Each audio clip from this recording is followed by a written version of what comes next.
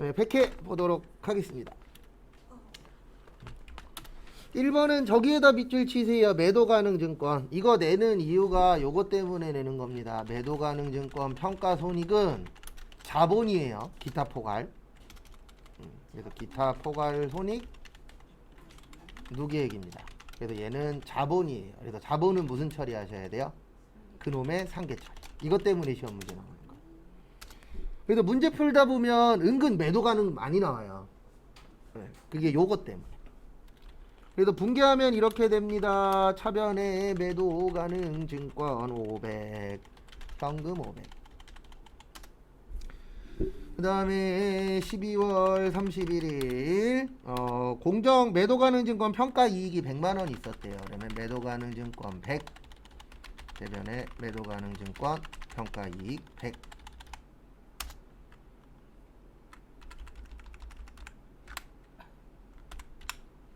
그 다음에 100주를 주당 3,000원에 처분했다라고 합니다.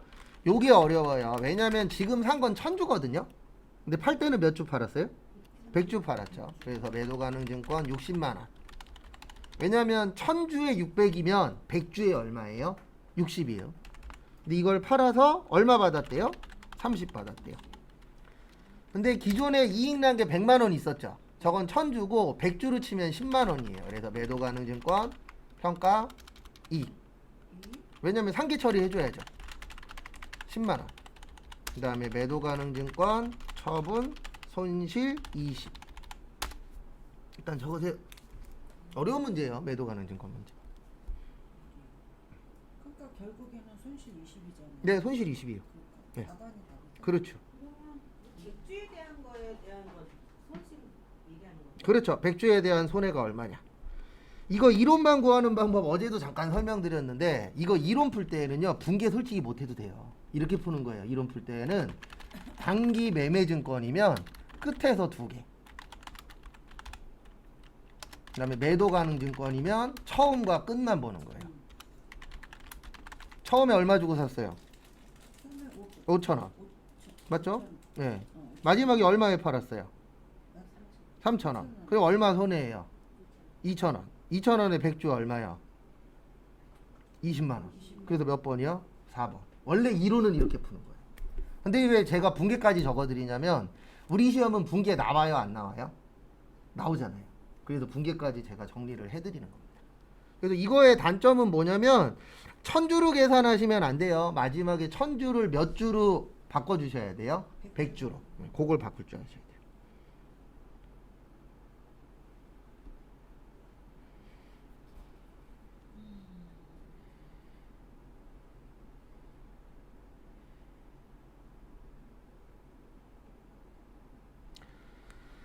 그 다음에 2번 보시면 수익인식 시기 별표 3개 치세요. 요거 은근 잘 냅니다. 요거 한 1년에 한두 문제씩은 수익인식 시기라 그래서 꼭 내요. 그래서 정답은 1번이에요. 위탁자 나오면은요 수탁자가 판매했을 때. 근데 거기는 인도한 시점이잖아요. 인도한 시점이 아니고 수탁자가 뭐 했을 때요? 팔았을 때. 답이 뭐라고요? 정답 1번. 요거요, 요거. 수탁자가 팔아야 돼요. 인도했을 때 아니에요. 거기 보시면 인도라고 나왔잖아요. 인도는 뭐죠? 손해. 네, 갖다 주는 거예요, 그냥. 네, 그럼 아직 팔았어요, 안 팔았어요? 안 팔았죠. 그 다음에 수강료는 강의 기간에 걸쳐서 맞습니다. 그러니까 이거 잠깐만요. 1번은 수탁자가 위탁자에게 판매? 아니요. 그러니까 수탁자가 판매한 시점에 수익을 인식한다. 그러니까 인도한 시점을 판매한 시점으로. 예. 이거를 수탁자가 판매. 그렇죠. 판매해야 판매가 되는 거잖아요. 수익이라는 게 뭐예요? 돈 버는 거잖아요. 돈 벌려면 뭐 해야 돼요? 팔아야 되죠. 인도라는 건 그냥 갖다만 준 거예요. 근데 할부 판매는요. 네. 이자 부분 제외하고라도 네. 수익이 다음 달에 아니구나 며칠 있다 들어오잖아요. 네. 아니 그냥 뭐냐면 할부 판매는 100만 원에 팔았어 할부에. 그냥 100만 원이 수익이잖아요. 네, 그 얘기예요. 나는 또 할부라 해서 카드 생각. 아니에요. 여기에서 말하는 거는 이거예요. 뭐냐면 100만 원에 팔았어. 근데 24개월이야. 그런 거 신경 쓰지 말고 그냥 100만 원에 팔았으면 100만 카드로 원이야. 할부로 쓰니까 내 생각은 그렇죠. 카드로 생각했어. 근데 항상 우리는 판매자 입장에서 보는 거예요. 회사 입장. 그 다음에 광고는 진행률에 따라서 인식합니다. 그래서 몇 프로 광고를 만들었느냐.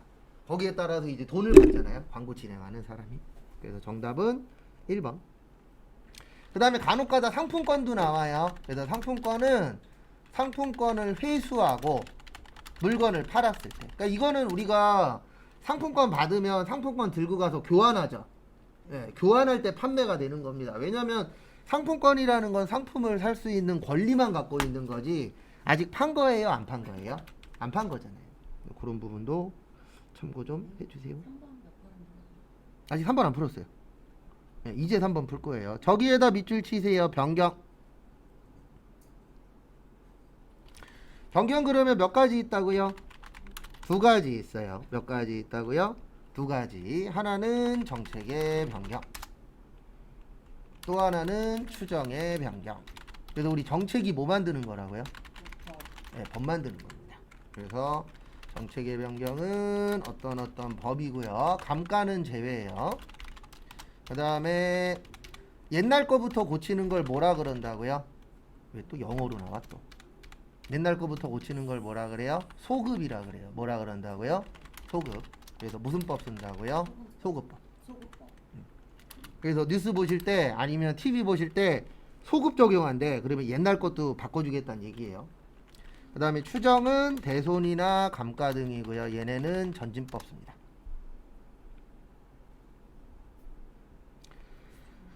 그래서 정답은 3번이에요. 왜냐하면 소급 적용하는 건 당해 회계연도부터 적용하는 거예요. 옛날 거 고치는 거예요. 네, 옛날 거 고치는 거예요. 그래서 당해 회계연도부터 적용하는 건 전진법이라고 해요. 왜냐면 전진의 뜻이 뭐죠? 옛날은 안 쳐다보는 거잖아요. 뒤 없이 앞으로만 나가겠다. 그래서 거기 3번에 있는 거는 소급이 아니고 전진이에요. 그래서 소급은 과거의 것까지 고치는 겁니다. 그래서 뭐 그러실 일은 없겠지만 만약에 나중에 사업하시다가 4대 보험 안 내다가 걸리면은요 5년 소급 적용당합니다. 5년 소급 적용. 5년 전 거까지 내야 돼요. 만약에 오랫동안 안 내다 걸리면 5년 전 거까지 다 조사해갖고 한 방에 때려버려요. 제가 이걸 왜 하냐면 저 예전에 세무사 사무실 다닐 때 저희 거래처 중에 한 군데가 걸렸거든요. 4대 보험 안 내고. 아, 4대를 안 내서? 네, 4대 보험 안 내다 걸려. 직원들 4대? 네. 옛날에는 4대 보험 많이 가입 안 해줬잖아요. 그치. 네. 근데 거기가 의무 가입자였는데 일부러 사람들을 이제 가입 안 시켰던 거였죠. 그러다 근데 걸렸어요. 내가 가입 안 하겠다라는 증서 쓰면은 아니요, 그런 거 없어요. 법적으로 5인 이상은 무조건이에요. 내가 노동자든 뭐든 상관없어요. 이건 강제예요. 알아봤는데 네. 아니요, 그거는 5인 미만이면 상관없는데 5인 미만은 노동법에 안 들어가요. 그러니까 들어가실 때 내가 어떤 법의 혜택을 받고 싶어 그러면 무조건 5인 이상 사업장으로 가셔야 돼요. 본인이 4대를 안 하겠다라는 이거 도장 받아오라. 그러니까 그거는 이제 인원이 적은 데들. 네. 근데 5인이 넘어가면 이건 강제기 때문에 무조건 하셔야 돼요. 옛날하고 달라요. 그래서 5인 미만 사업장 가시면 저기 퇴직금 못 받아도요 이기기가 힘들어요. 왜냐하면 법의 혜택을 못 받는 아니 부분이 그러니까는 있어요. 만약에 5인이 근로자야. 네. 이거 도장 찍었어. 안 돼요. 5인 넘어가도. 근데 2명은 네. 안 하겠대. 네. 아니 4명은 하겠대. 2명은 안 하겠대. 그 5인 아니잖아 원래는. 나중에 걸리면 5인 넘어가는 거잖아요. 아, 근데 지금 네. 안 하겠다 말할 수 없어. 네, 지금은 법적으로 강제기 때문에 안 돼요. 지금은 그럼요. 네. 근데 5인 미만 사업장은 그런 혜택들이 적어요. 그러니까 들어가실 때 웬만하면 좀 인원 많은 데로 들어가셔야 나중에 문제가 생겨도 노동법에 보호를 받을 수 있는 거지. 막 2인, 3인 이런 데들은요. 5인 이하는 안 해줘도 법적으로 어떻게 할 수가 없어요. 왜냐면 너무 작은 업종까지는 못 건드리니까. 그렇죠. 그래서 나중에 들어가실 때 좀 인원이 많은 데로 들어가시는 게 좋죠. 왜냐면 우리 근로자 입장에서는 혜택 받는 게 좋잖아요. 그리고 4대 보험 관련돼서 되게 부정적으로 생각하시는 분들 계시는데 이거는 다 기사들이 장난치는 거고요. 국민연금 고갈돼도 받아요. 근데 기자들이 무슨 장난치냐면 국민연금 고갈되면 못 받아요. 이딴 식으로 장난치는데 받아요. 외국은 이미 유럽들은 옛날에 고갈됐어요. 그럼 지금 어떻게 받아요? 세금 많이 냈잖아요. 다 그렇게 돼요. 그렇게 해서 돌아가는 거지. 딴 거 없어요. 이러다가 저기 꼴 날까봐 문제인 거죠. 그리스 꼴 날까봐. 그리스가 국가 부도 났잖아요. 근데 그 국가 부도 난 것 중에 하나가 돈 많은 사람들이 세금 안 내려고 장난친 거. 그러니까. 그 다음에 공무원들이 그 돈 많은 사람하고 짝짝꿍 한 거. 그래도 그리스는 살고 있잖아. 살고 있는데 부도 났었잖아요. 국가 부도 몇 년 동안. 근데 대한민국이 약간 그쪽하고 비슷한 부분들이 몇 가지 있죠. 뭐야? 5인 이상이라고 그랬는데 그럼 법인 회사는 어떻게 되는 거예요? 법인은 무조건 혜택 받는 거죠. 개인인데. 법인은 무조건 법적으로 다 들어가요. 5인 미만이든 뭐든. 그리고 법인이 5인 미만인데 찾기 힘들어요. 법인은 원래 두 사람만 있어도 자기들이 법인 할 수 있는. 아, 그건 가능은 하죠. 근데 일반적으로 법인을 했는데 5인 미만인 사업장들은 많지 않아요. 왜 있어요? 있긴 있어요. 없지는 않은데 많지는 않아요. 4대를 안 했어 5인 이하다. 그럼 내가 이 사람 퇴직금 안 줘도 되는 거잖아. 그러니까 그런 보호를 못 받는다고요. 그러니까. 그렇죠. 그러니까 그런 작은 데들은 근로자들은 안 가는 게 좋죠. 없으면 그리고 사인하면 방법이 없어요. 예전에 어떤 분도 계셨냐면 수강생 중에 한의원 다니시는데 계약서에다가 근로계약서에 뭐라고 적혀 있었냐면 퇴직할 때 퇴직금 1년에 150만 원만 받습니다. 사인하면 못 이겨요. 무조건 사인하면 안 돼요. 그런 거에는. 그치. 네. 그게 상관없이 150만 원. 네, 150만 원만 받습니다. 그래갖고 노동부 들어가서 이거 불공정 계약 아니냐. 근데 본인이 사인했기 때문에 노동부에서도 방법이 없대요. 그렇게 붙고 싶으면은 저기 민사로 걸어야 된다고. 그러니까 못된 사장들도 많아요. 그런 거 다 알아갖고. 다안 읽고 한단 말이야. 아니요, 읽었는데 여기 사인을 안 하면 내가 여길 그만둬야 되잖아요. 취업을 못 하잖아요. 그래서 알면서도 그냥 사인을 한 거죠. 근데 그런 거는 보호 못 받아요. 법적. 사인할 시간을 줘야 되는데 그 자리에서 이게 문제야.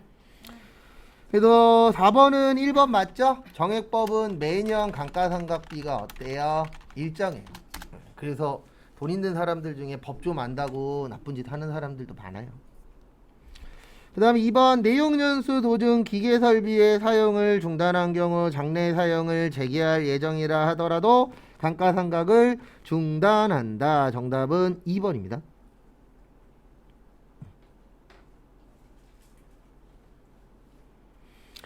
거기 보시면 저기에다 밑줄 치세요. 장래 사용을 재개. 그러니까 아예 안 쓴다 그러면 사용 중지가 돼버리면은 감가상각 안 해도 돼요. 왜냐면 안 쓸 거니까. 이때는 감가상각을 안 해도 되는데 이거는 추후에 다시 쓸 거잖아요. 그러면 어쨌든 사용을 할 거기 때문에 계속 감가상각은 하도록 되어 있습니다. 그래서 정답은 2번. 그리고 3번에 별표 2개 치세요. 3번에 요거 몇 번 설명드렸었는데 그 건물이 있는 토지 구입 후 아이고 잘못했다. 감가상각을 중단한다? 예, 중단하는 게 아니고 감가상각은 하는 거예요. 해야지. 그렇죠. 옳지 않은 거니까. 건물이 있는 토지 구입 후 건물 철거 비용은 토지의 부대 비용이에요. 그래서 정답은 2번입니다. 그 다음에 5번은 저기에다 밑줄 치세요. 재고자산. 우리 재고자산, 기말 재고자산의 뜻이 몇 월 며칠이죠? 기말. 네, 12월 31일. 그래서 첫 번째 보시면 도착지 인도 조건으로 매입한 미착상품 도착했어요? 안 했어요? 안 했죠. 그러면 내 거 아니에요. 왜냐면 도착해야 내 거니까.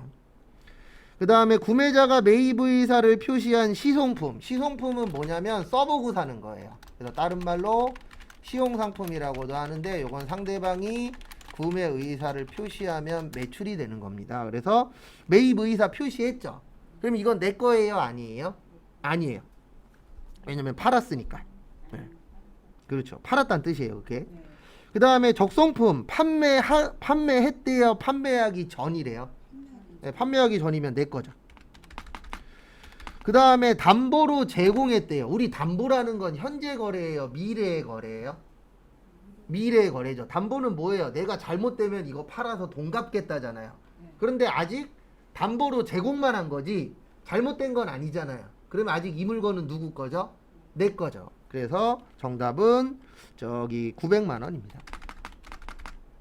여기에서 얘기하는 건 뭐냐면 안 판 거 처리하라는 얘기예요.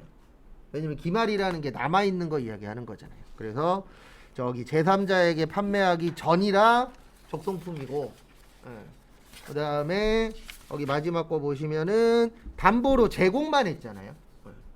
그래서 우리 대부분 집 살 때 저도 지금 담보로 잡혀 있습니다. 저희 집이. 근데 아직은 제 집이잖아요. 왜요? 제가 아직 계약을 이행하고 있기 때문에. 근데 계약을 이행 안 하면 어떻게 되는 거예요? 은행에서 팔아버리죠? 착지 인도 조건을 매입한 음. 도착지 인도 조건의 뜻이 뭐예요? 아직 도착하면 내 거. 도착. 근데 아직 도착했어요? 안 했어요? 안 했으니까 내 거 아니다. 그 뜻이에요. 이거 내가 매입한 거. 그렇죠. 근데 아직 도착 안 했잖아요. 도착해야 내 거. 그 다음에 6번 저기에다 밑줄 치세요. 노무 시간 기준.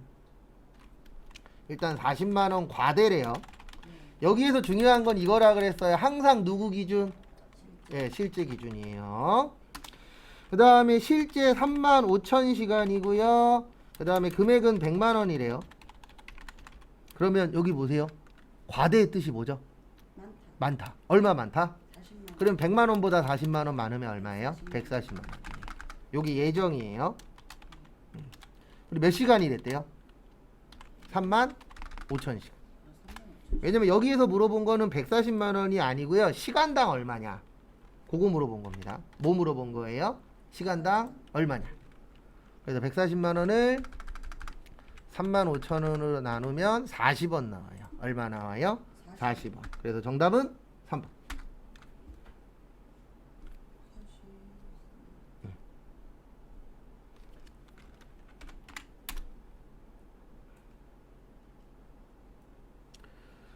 그 다음에 7번은 저기에다가 밑줄 치세요. 직접 배분법.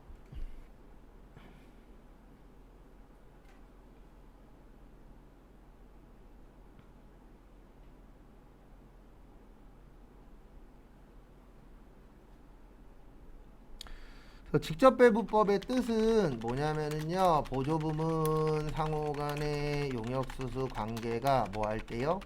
중요하지 않을 때. 그리고 다음 주 월요일 날 더 설명드리긴 할 건데요. 미리 설명을 드리면 다음 주 월요일부터 수험표 뽑을 수 있습니다. 다음 주 월요일 날 오셔서 수험표 꼭 뽑아 가셔야 돼요. 그 다음에 거기 보시면 현재 저기 설비가 얼마 있죠? 설비가 30만원 있어요. 얼마 있어요? 30만원. 그 다음에 원래는 500대, 400대, 600인데 보조 부문은 없다라고 보는 겁니다. 무슨 부문은 없다고요? 보조는 없다. 그러면 1000분의 400. 그러면 12만원 나와요. 아니다, 12만원이 아니고 1000분의, 아이고 죄송합니다. 조립이 아니고 절단이에요.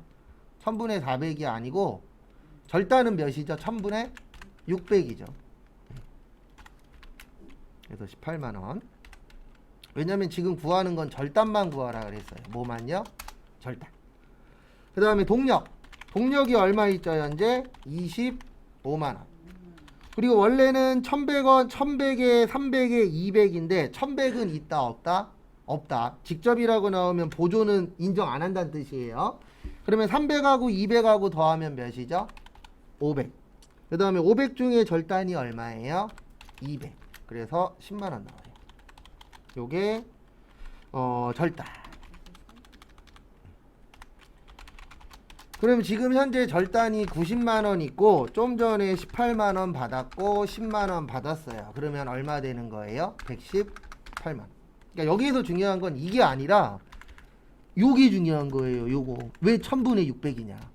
그래서 직접이라고 나오면 거기 보조해 보시면 500하고 1100 보이세요? 네. 그거를 찍찍 그어버리세요. 아예. 왜 찍찍 그으라고 하냐면 내 눈에 보이면 신경 쓰여요. 근데 이거는 직접 배분법이라고 나오면 쓸 일이 있다 없다? 없다. 그러면 완전히 그냥 찍찍 그어버리면 눈길이 좀 덜 갑니다.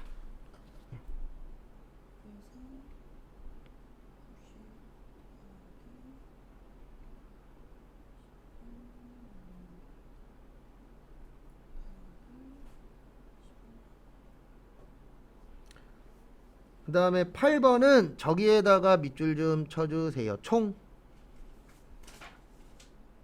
뭐요? 총 나오면 뭐요? 긴 거 짧은 거? 짧은 거 총 나오면 T자 문제예요. 네, T자 확실히 숙지하시고 T자 잘 나옵니다. 그래서 일단은 무슨 품이요? 제공품. 그래서 기초, 단기, 총. 그 다음에 단기 제품, 제조, 기말, 제공품. 그 다음에 제품, 기초 제품, 단기 제품, 제조 원가. 팔리면 매출 원가.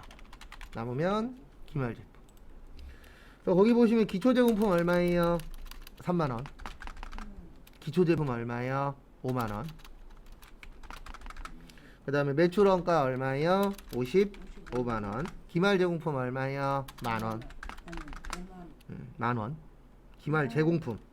네. 기말 제품 얼마예요? 4만원. 차변과 대변 어때야 된다? 같아야 된다. 그러면 여기는 54. 그러면 여기도 54. 그러면 여기는 52. 그래서 정답 몇 번이요? 2번. 그러니까 이거 왜 맞춰야 되냐면 T자만 하면 그 다음엔 산수잖아요. 수학이 아니고. T자만 잘 기억하시면 맞추실 수 있어요. 그 다음에 9번은 저기에다가 밑줄 치세요. 어디 갔냐? 선입선출법. 그 다음에 균등 발생. 무슨 법이라고요? 네, 선입선출법 어떻게 해야 되죠? 말 곱하기 완 플러스 말 마이너스 초분의 당. 그래서 거기 보시면 말이 5,500 단위이며 완성도는 몇 프로래요? 50%래요. 그럼 2,750 곱하기 완 몇 개예요? 완 없죠? 완 없어요. 네, 완 없죠? 네, 그럼 또 이걸 또 그려야 돼요. T자를.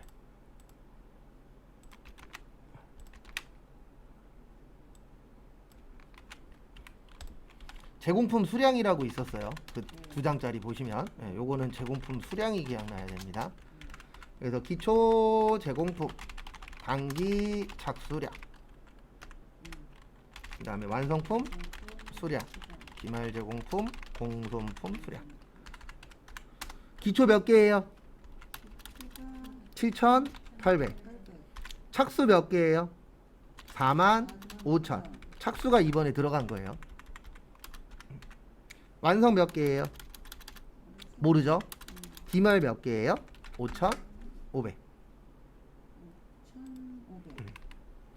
그러면 7,800에서 45,000을 더하고 5,500을 빼면 47,300개 나와요.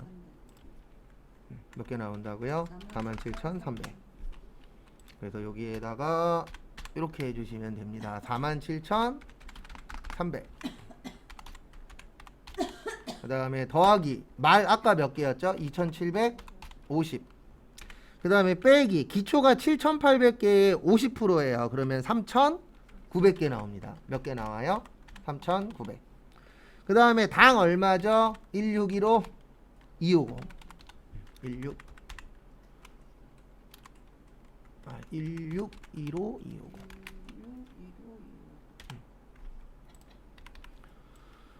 그래서 47,300 더하기 2,750 빼기 3,900 하면 46,150 나와요. 그래서 1615 250 나누기 46,150.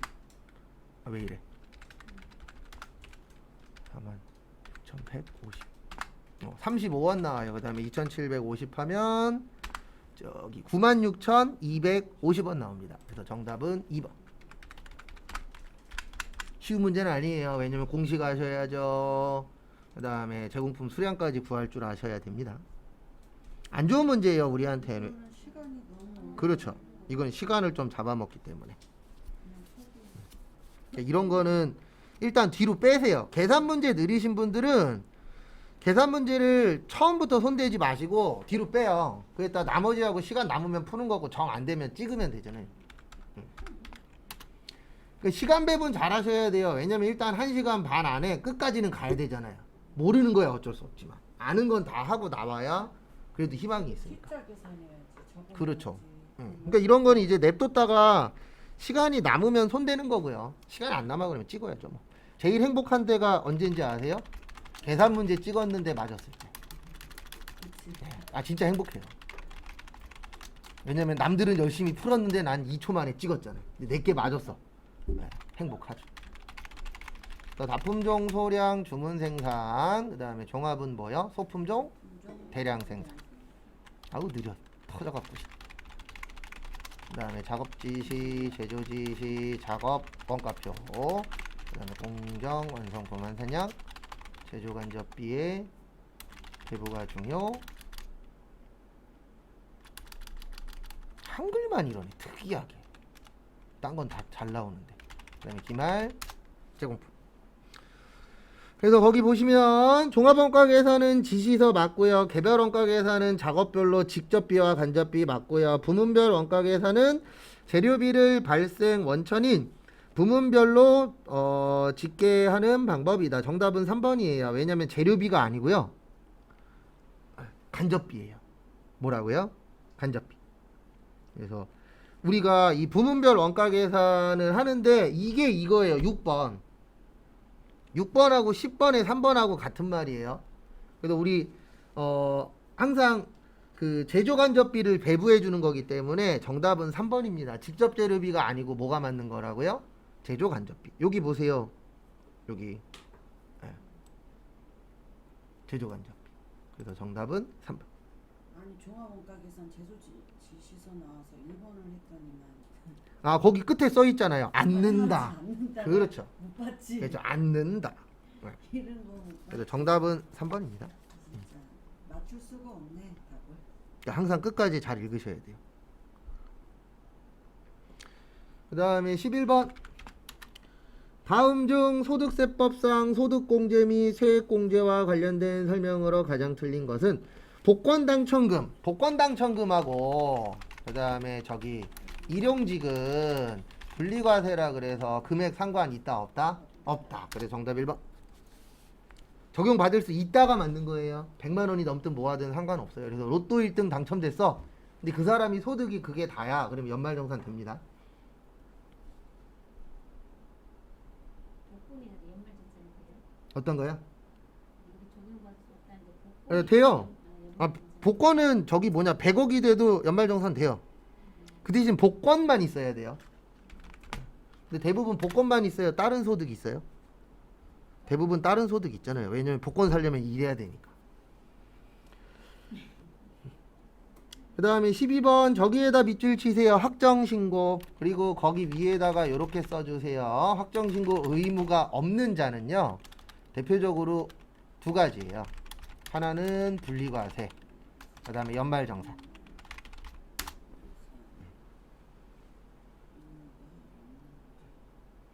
그래서 1번이 아닌 이유는 분리과세 했잖아요. 네. 그래서 아니에요. 그다음에 정답은 2번입니다. 왜냐면 우리 근로소득하고 사업소득은 종합소득이잖아요. 근데 3번이 아닌 이유는 공적연금 옆에다가 이렇게 적어주세요. 공적연금은 요거 연말정산이에요. 국민연금은 아니에요. 아니요, 공적연금 국민연금. 국민연금. 예. 그 다음에 퇴직소득은 분리과세예요.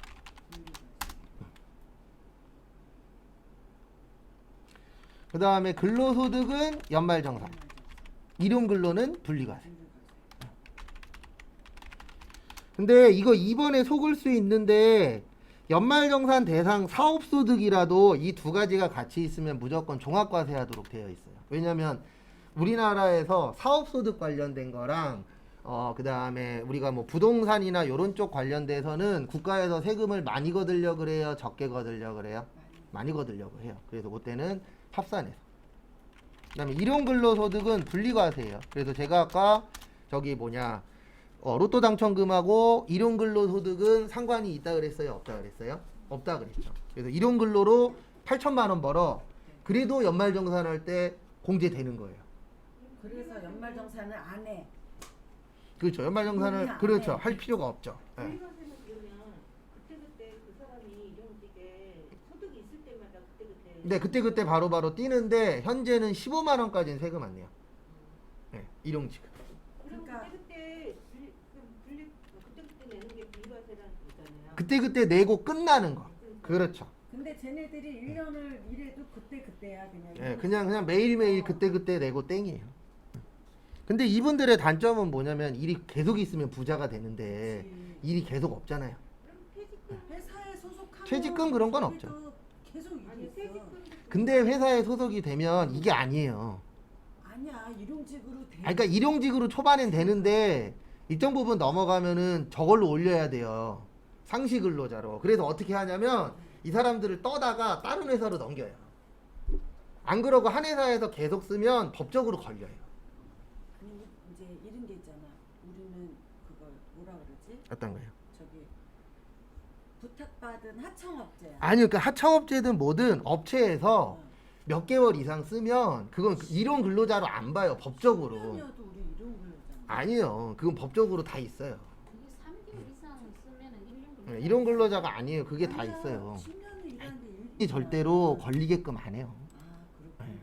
안 그러면은 4대 보험 맞아, 내고 다 해야 그러니까 되는데. 회사마다 그러니까 거기 가면 거기마다 다르다. 맞아요. 맞아. 그 다음에 13번 보시면 정답은 1번입니다. 2.6%가 아니고 1.3%예요. 1.4. 네, 1.3%. 그러니까 이게 뭐냐면은 그 개인 사업자분들이 있잖아요. 이거 법인은 안 돼요. 개인 사업자분들이 이제 카드로 다 결제를 하기 때문에 세금 많이 내잖아요. 그래서 1.3%만큼 빼주도록 되어 있어요. 맞아. 2.3%. 네. 2.3%만 빼는 거지. 네. 빼가잖아. 아니요. 1.3%만큼 세금에서 부가세에서 빼준다고요. 카드로 결제한 금액에. 맞아. 네. 2.3만 빼. 그래서 1.3이에요. 응. 그 다음에 14번 보시면 용역의 공급 시기. 예. 그래서 1번 보시면 재화의 이동이 안 될 때는 이용 가능하게 되는 때가 되는 겁니다. 그러니까 우리가 무조건 옮길 수 있는 건 아니잖아요. 못 옮기고 정착되어 있는 거야. 예, 뭐 건물 같은 것들. 예, 이런 것들은 우리가 이용 가능하게 되면은 그거를 팔았다. 이렇게 보는 겁니다. 그 다음에 상품권은 아까 설명드렸었는데 상품권을 회수하고 실제로 물건하고 교환을 하셔야 돼요. 그래서 2번 맞고요. 그 다음에 3번 보시면 사업자가 보세구역 안에서 보세구역 밖에 국내에 재화를 공급하는 경우로서 재화의 수입에 해당할 때에는 재화가 실제로 반출된 날이 아니고요. 좀 이런 건 좀 안 냈으면 좋겠어요. 왜냐면 저희야 요건 좀 특이 케이스라 요거는 수입 신고 수리일이에요. 그러니까 이게 뭐냐면 그 보세구역이라고 있잖아요. 예, 우리나라 땅이지만 우리나라 땅으로 인정 안 하는데 예, 거기에서 외부로 물건이 넘어올 때도 있어요, 없어요? 있어요. 예, 그땐 또 그 수입하는 거기 때문에 신고를 하셔야 됩니다. 예. 그래서 우리나라 땅인데 우리나라 법 적용 안 되는데도 있어요, 없어요? 있죠. 그래서 아까 뭐 잠깐 북한 분 이야기 하셨는데 북한 분들이 도망가실 때 외국 그 영사관으로 뛰어 들어가잖아요. 왜 그러냐면 외국 영사관으로 들어가는 순간 그 나라 법이 적용되기 때문에. 네. 우리도 무슨 일 있으면 영사관으로 뛰어들어가면 그 법이 바뀌어지기는 해요. 적용되는 법 자체가 달라져요. 네. 그래서 일정 지역 앞에는 경찰들이 수시로 대기하고 있잖아요. 못 뛰어 들어가게 막으려고. 그 다음에 15번 과세표준. 저기에다가 밑줄 치세요. 저기 어디 갔냐? 기계장치. 요거는 지나가듯이 한 번밖에 설명 안 드렸어요. 우리 감가상각 할 때 부가가치세에서는요 이렇게 봐요. 어떻게 보냐면은 건물이나 저기 구축물은 5%. 그 다음에 기타 감가상각 자산은 25%만큼 보도록 되어 있어요. 근데 여기에서 말하는 건 6개월이에요. 6개월에 25%. 왜 그러냐면 우리 저기 뭐냐 부가세는 6개월에 한 번씩 확정신고 하잖아요. 1기, 2기로 끝나잖아요. 그래서 부가가치세는 기준을 정할 때 대부분 6개월 단위로 봅니다. 그래서 거기 보시면 2020년에 사서 2021년에 뭐 했죠? 폐업했죠. 그럼 몇 년 쓴 거예요? 1년 쓴 거예요. 몇 년 쓴 거예요? 1년. 근데 이거 얼마 주고 샀죠? 5,400원 400 주고 샀죠. 그럼 여기 보세요. 거기 지문에 나온 게 건물 구축물이에요? 건물 구축물 아니에요? 아니지. 기계장치죠. 기계장. 네, 그러면은 100%에서 50% 빼는 거예요. 네, 왜냐면 1년이니까 여기 6개월에 25%라 그랬잖아요. 그럼 1년에 몇 프로예요? 부가세는 아니, 부가세는 아니죠. 왜냐면 여기에서 물어보는 건 과세표준이잖아요. 과세표준의 뜻이 뭐예요? 세금 부과 아니죠. 공급가액. 공급가에 네, 매출 공급가액. 그 다음에 공급가액의 뜻이 뭐예요? 세금부에서 세금 받는 아니죠. 부가세 뭐예요? 별도. 별도. 그러니까 부가세는 포함하시면 안 돼요. 왜냐면 공급가액을 물어봤기 때문에. 공급가액이 그렇죠. 공급가액 물어봤잖아요. 맞다. 그렇죠. 그러면은 반이니까 얼마가 되는 거예요? 2,700. 그래서 정답 몇 번이요? 3번. 이런 건 왜 어렵냐면 원래 이거 컴퓨터가 계산해 주거든요.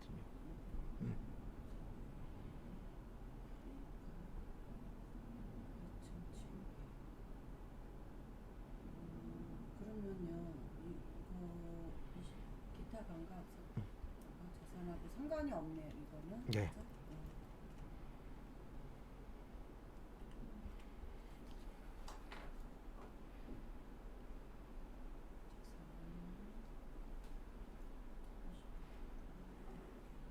근데 왜 감각상각 자산으로 써놨지? 어디요? 위에다가 기계장. 예, 감가상각 자산 기계장치. 그래야 25% 적용할 거니까요. 근데 우리 50%뺀 거잖아. 6개월이 25%라 그랬잖아요. 아. 예. 그럼 1년이니까 몇 프로예요? 50%. 그렇죠. 그다음에 실무시요?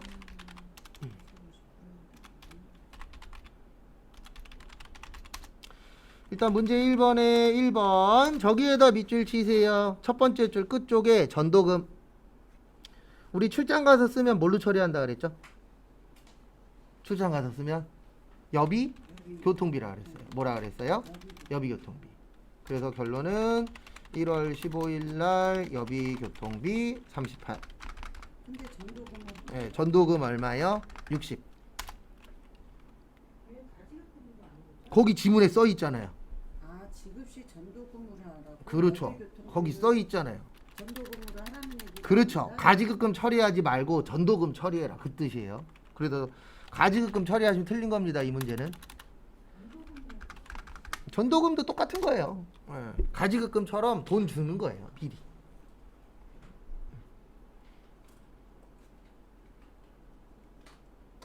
많이 사용하는 대접받는 아닌데. 그렇죠. 많이 쓰진 않아요. 전도금. 전도금은 주로 이제 큰 회사들에서 규모가. 그리고 지문 잘 읽으셔야 돼요. 이거 가지급금인데 왜 전도금이에요? 그러시면은 지문 덜 읽으신 겁니다. 거기 지문에 써 있잖아요. 그래서 항상 지문이 1순위. 지문에 없으면 가지급금도 맞는 거예요. 근데 지금은 지문에 있기 때문에 무조건 뭐만 맞는 거예요? 전도금만. 그런 거 잘 보시고. 그 다음에 2번은 저기에다 밑줄 치세요. 신주.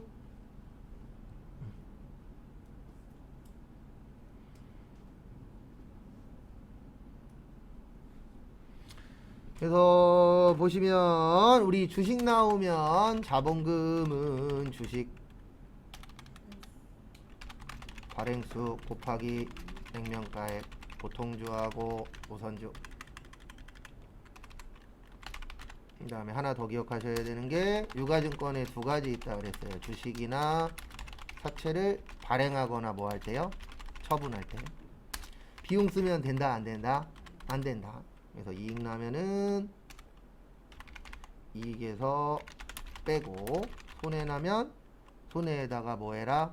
더 해라. 그래서 거기 보시면 2,000주를 한 주당 10,000원에 발행했는데 액면가액은 얼마예요? 5,000원이에요. 그러면 자본금 1,000,000원. 그 다음에 통장으로는 얼마 들어왔죠? 2,000. 맞죠? 그 다음에 저기에다 밑줄 치세요. 주식 할인 발행 차금. 우리 자본은 무슨 처리한다고요? 상계 처리예요. 그래서 지금 원래 1,000,000원만큼 이익 났는데 기존에 손해 본 게 얼마 있었죠? 380. 380. 그래서 결론은 이익 얼마 났다? 620 났다. 그래서 주식 발행 무슨 금이요? 초과금 620. 끝. 이게 뭐야? 이게 이익 보라고. 이익 같다고 할 수 있어요? 왜냐면 1,000만 원 가지고 얼마 벌었어요? 1,000만 원 가지고 2,000 벌었잖아요. 네. 그러면 얼마 이익 난 거예요? 1,000만 원. 맞잖아요. 여기 보세요. 한 주당 10,000원에 발행을 했고. 예, 원래 5,000원짜리잖아요. 아, 원래 5,000원. 보통 예금은 2,000만. 그러니까 요것만 보시면 돼요. 1,000만 원 가지고 얼마 받았다고요? 2,000. 차가 네. 380 맞고. 데서 발행 발행 초과금이 빼고 그다음에 초과금으로 왜냐면 얘가 손실. 얘는 뭐야? 이 1,000만 원 이익 났는데 기존에 손해 본 거 얼마 있었어요? 380. 네. 예. 그리고 빼면 그렇죠. 그렇게 그거를 무슨 처리라 그래요? 상계 처리. 근데 대부분 뉴스에 나오거나 대부분 사람들은 상계 처리를 안 하니까 돈을 많이 잃었다라고 생각을 하죠. 왜냐면 지금 집주인들도 못돼 처먹은 게 2억에 사서 5억 됐으면 원래 3억 벌었었잖아요. 예. 근데 5억이 지금 4억으로 떨어졌대. 그러면 원래는 2억 번 거예요. 맞죠? 네. 예. 근데 사람들은 뭐라고 얘기하냐면 1억 잃었다라고 얘기해요. 상계 처리를 안 하고 그냥 단순하게 버는 거예요. 그렇죠. 근데 원래는 상계 처리해야 되는 거예요. 그래야 이게 2억짜리 주고 산 게 4억이 됐네. 그럼 2억을 벌었어. 이렇게 얘기해야 되는 게 원래 맞는 거죠. 발행 차감에 손실이 안 날 때는 좀 초과금으로 다. 그렇죠. 그땐 1,000만 원 다 초과금. 그렇죠. 그래도 지문에 이런 거는 지문에 줘요. 주식 할인 발행 차금 얼마 있다. 아니면 주식 할인 발행 차금 조회하시오. 요런 게 나오면 금액이 있다는 뜻이에요. 그 다음에 4월 5일 저기에다 밑줄 치세요. 트럭. 그 다음에 취득세. 취득세 언제 내요? 살 때 내죠. 그래서 매입 시에 부대 비용은 원가 처리하니까 차량 운반금 146만 원. 그 다음에 현금 146만 원. 그 다음에 5월 15일 상여금 줬죠. 500번대 상여금 1,000만원. 그 다음에 800번대 상여금 얼마예요? 500. 그 다음에 돈 줄 때 세금 띄면 뭐요? 예수금 89만원. 그 다음에 나머지는 무슨 예금이요? 보통 예금 1,411만원. 끝. 근데 월급 줄 때 세금 띄면 뭐라고요? 예수금.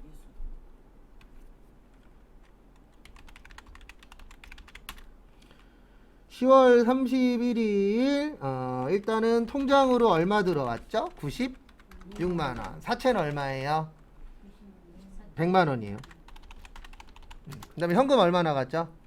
2만원 나갔죠. 이익이에요? 손해예요? 손해예요. 사채로 손해본 거 뭐라 그래요? 사채 할인 발행 차금. 손실 차금. 그리고 여기 보세요. 모를 때 쓰는 방법 알려드릴게요. 계정 과목 모를 수 있어요. 그러면 여기 가서 분개하실 때 그냥 치지 마시고 이렇게 치는 거예요. 왜 이렇게 또 느려 터졌어 또.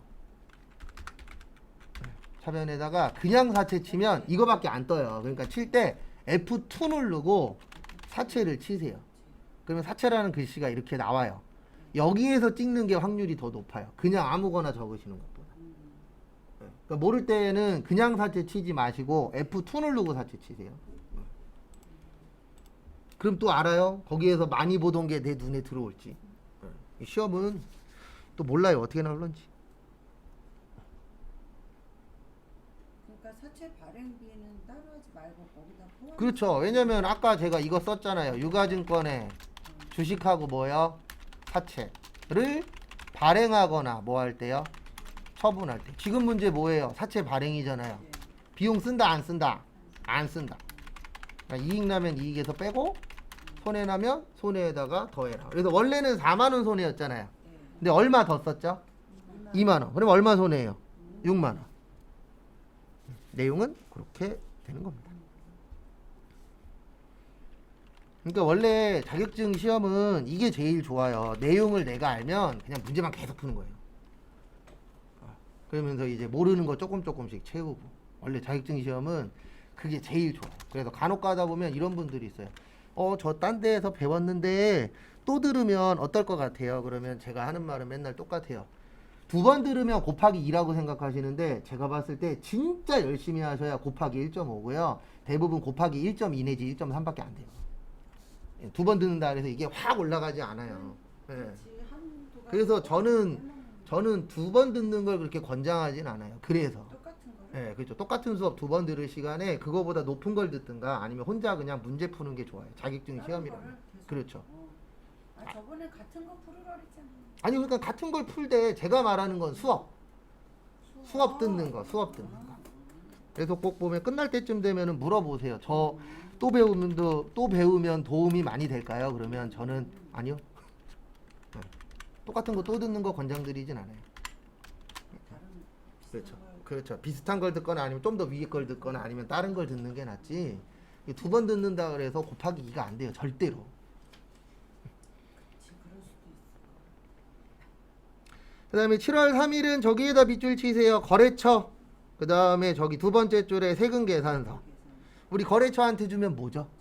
접대비의 세금 계산서는 네, 매입의 불공이에요.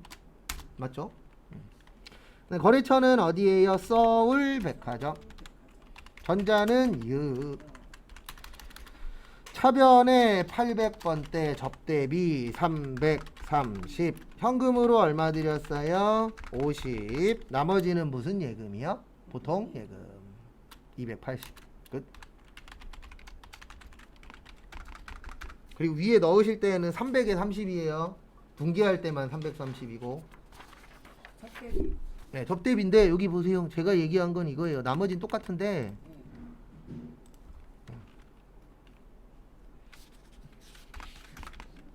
위에 넣으실 때 여기엔 얼마라고요? 300에 30. 밑에만 합쳐서. 위에는 무조건 따로따로 넣으셔야 돼요.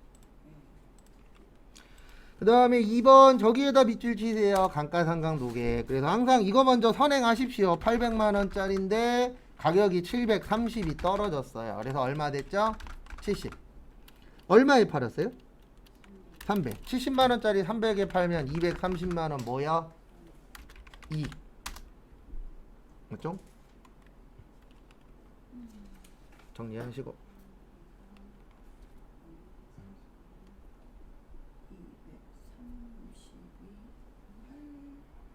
230이 800이었는데 730. 그래서 7월 13일은 매출의 과세 영풍여. 대변의 기계는 800짜리였는데 가치가 얼마 떨어졌다고요? 730.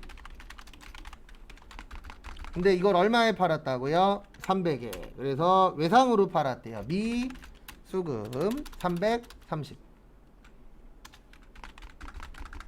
그 다음에 대변의 세금 얼마요? 30.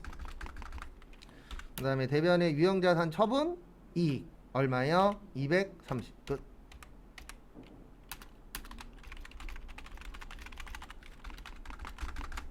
이거는 패턴을 배우셔야 돼요. 얘는. 그래서 순서는 이렇게 되는 겁니다. 어떻게 되는 거냐면 여기는 장부가액 만드는 거예요. 이렇게 적어주시면 70만원이 됩니다. 그리고 돈은 330에 팔았잖아요. 부가세 포함해서. 그 다음에 이 금액 중에서 30만원은 뭐예요? 세금. 그 다음에 70만원짜리를 300에 팔았으니까 얼마 비싸게 팔았다? 230. 비싸게 팔면 이익이에요? 손해예요? 이익이죠. 그런 것도 좀 받으시고. 2분기에 잘 나와요. 요런 거는 똑같은 거 가지고 한 두세 번씩 푸시면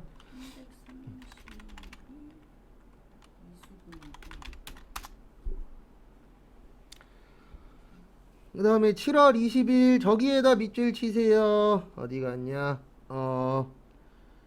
두 번째 줄에 품목에 기재된 계정 과목으로 회계 처리. 이게 무슨 뜻이냐면 임차료하고 건물관리비 쓰란 얘기입니다.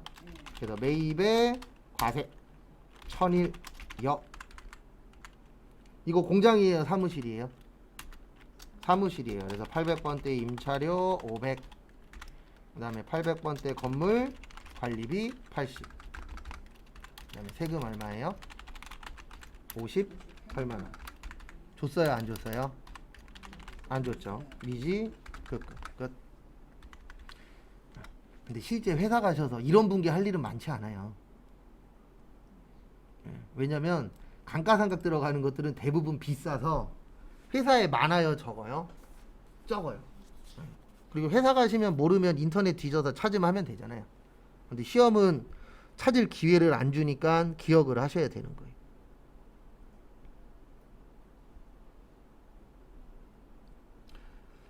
그 다음에 8월 24일은 어디에다가 밑줄 쳐야 될까요? 네, 신용카드, 법인카드. 그래서 8월 24일은 이렇게 됩니다. 메이백 까과, 사과. 뭐 사셨어요? 네, 컴퓨터 우리 몇 년 이상 쓰죠? 네, 1년 이상 쓰죠. 그래서 1년 이상 쓰니까 뭐예요? 네, 비품이요. 350. 그 다음에 세금 얼마죠?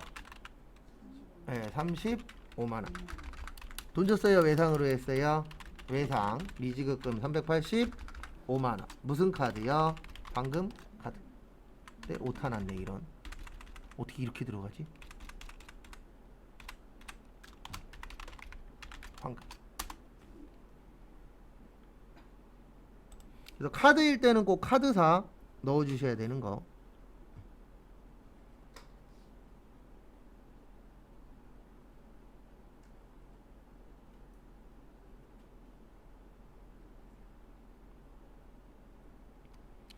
그 다음에 8월 28일은 저기에다 밑줄 치세요. 세금 계산서나 현금 영수증이 없죠? 아무것도 없는 거 뭐라고요? 건별. 그 다음에 김정희. 그리고 이거는 느끼셨을 거예요. 처음에 건별 뭔가 했는데 풀다 보니까 조금 눈에 이제 들어오죠.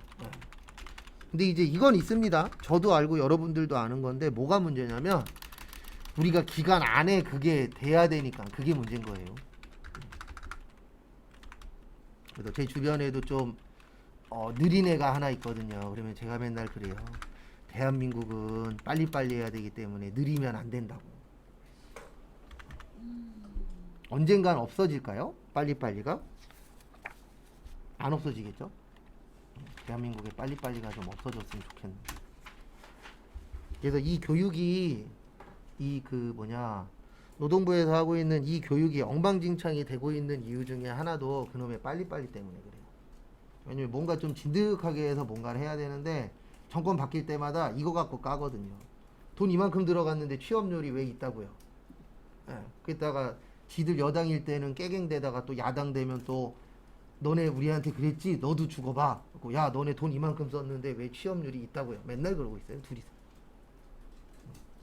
그런 게 안 바뀌면 대한민국은 힘들어요. 왜냐하면 뭔가 진득해 하는 게 없잖아요.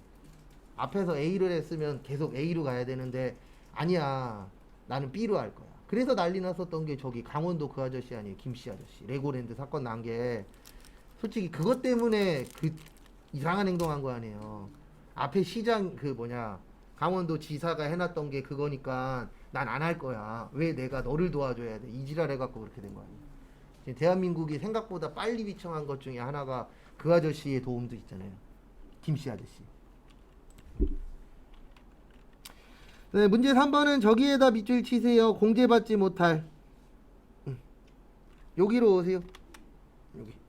일단 첫 번째로 요건 좀 난이도가 있어요. 자주 내는 문제가 아닌지라 부가가치에서 여기 누르세요. 공제받지 못할.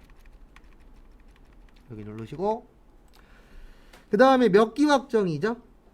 2기 확정이에요. 10월에서 몇 월이요? 12월.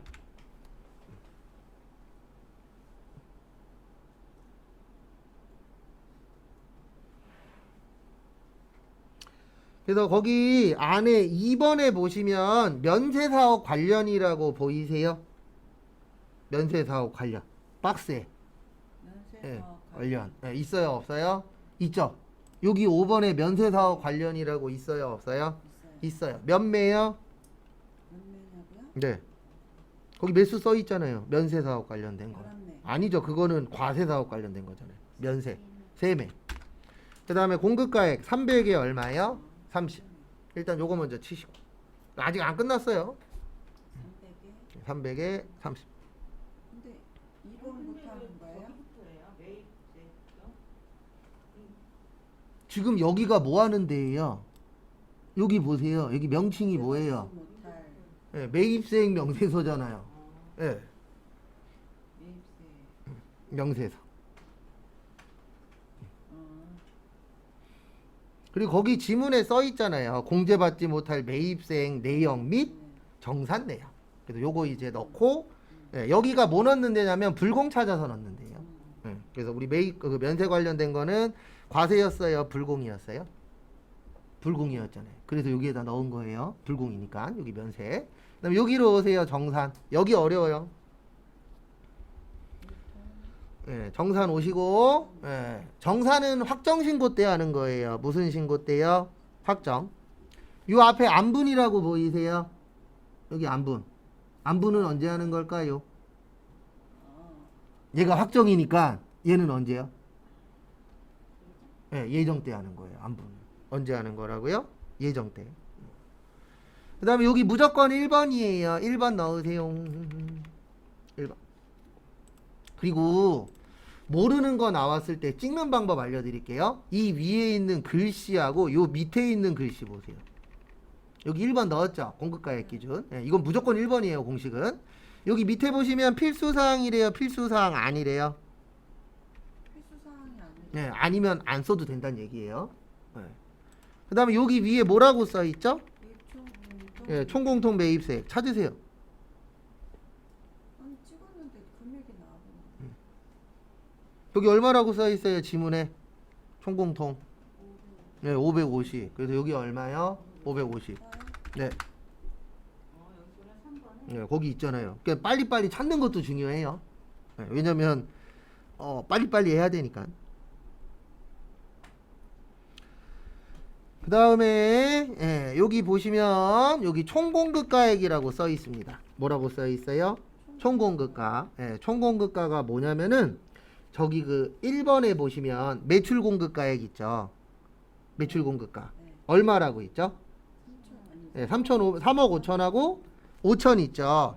총의 뜻이 뭐냐면 과세하고 면세하고 합친 거예요. 그러면 3억 5천에 5천이니까 몇 억이에요? 4억.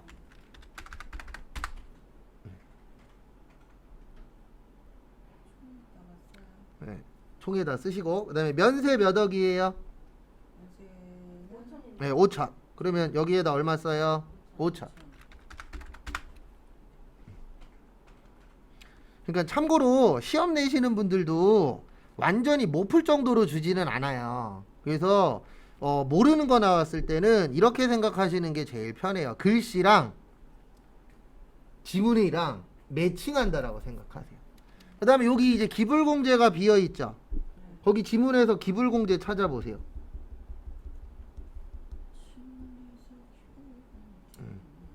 제일 비슷한 아이 찾는 거예요.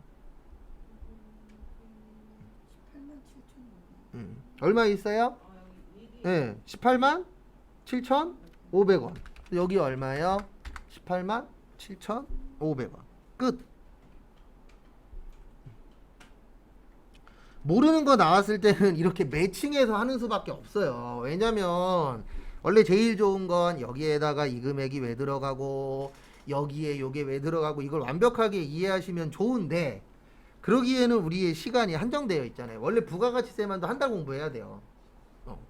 근데 저희한테는 그 시간이 주어진 게 아니기 때문에 모르는 거 나왔을 때는 요 위에 있는 글씨나 요 밑에 글씨를 보세요. 그거랑 지문하고 뭐 한다? 매칭한다. 그래서 왜 이렇게 하냐면은요. 이 정산이라는 게 확정신고 때 하는 거라 그랬죠. 무슨 신고 때요? 확정신고 때 하는데 어떻게 하도록 되어 있냐면 6개월치를 계산해서 3개월치를 빼도록 되어 있어요. 그래서 거기 마지막에 보면은 예정이라고 되어 있잖아요. 네, 아까 우리 18만 7,500원 넣었죠. 근데 그게 무슨 신고 때 거예요? 예정 때 거예요. 네, 이게 예정 때 거예요. 3개월. 그리고 저희가 요 앞에 넣은 여기까지 넣은 거 있죠. 여기까지는 다 6개월치예요.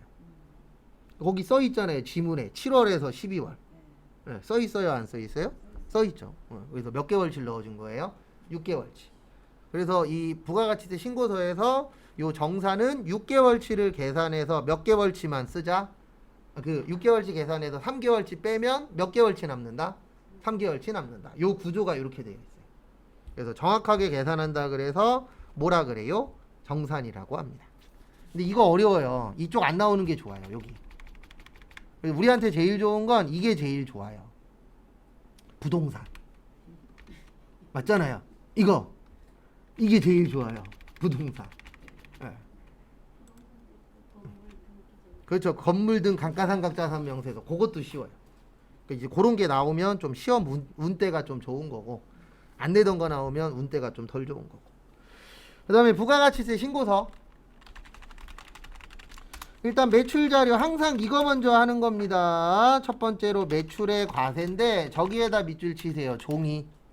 이건 어저께 잠깐 했었어요. 종이로 하면 된다 안 된다?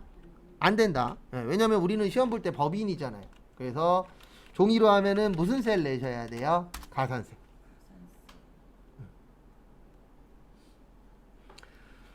그 다음에 두 번째, 당사의 직원인 홍길동에게 저기에다 밑줄 치세요. 경조사. 근데 요거는 제품을 무상으로 뭐 했죠? 제공했죠. 예. 그래서 무상 제공하면 돼요, 안 돼요? 안 돼요. 예. 그래서 연간 얼마짜리 줬대요? 100만 원. 이럴 때는 어떻게 인간인데 판매 안 하면 생활이야?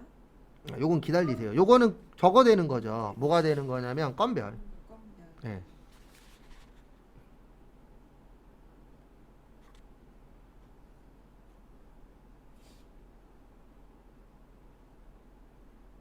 연간 특별 계산했으면 그 세액만 들어가는 건가요? 이거는?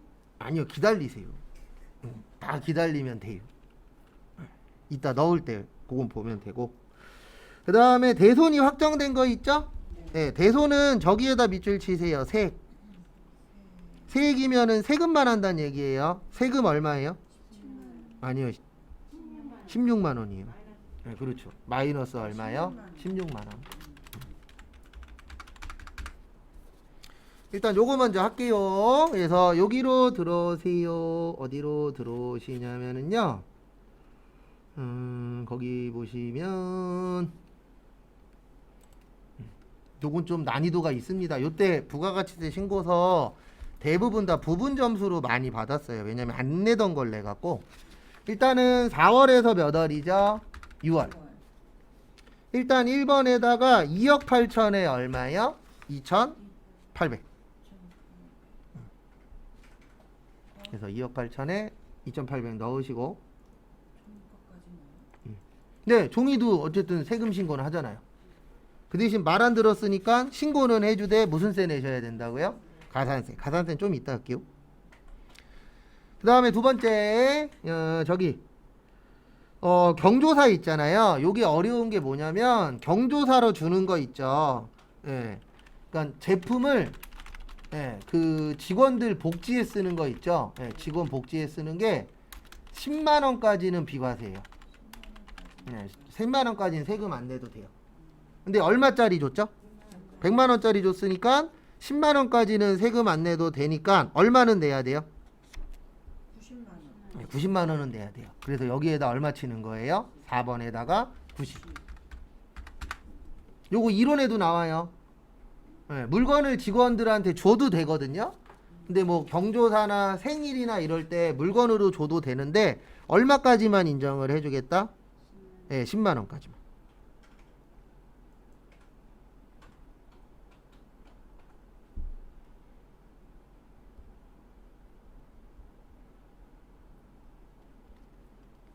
요거 이론에도 나오니까 잘 봐주세요. 그 다음에 아까 대손은 마이너스 얼마라 그랬죠? 16만 원. 그래서 여기 8번에다 마이너스 얼마요? 16만 원.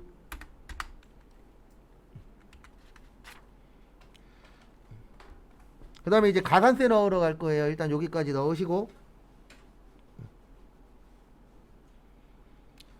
그 다음에 아까 제가 우리는 무조건 전자로 해야 된다 그랬죠. 법인은 무조건 전자세금 계산서예요. 근데 무슨 세금 계산서로 했죠?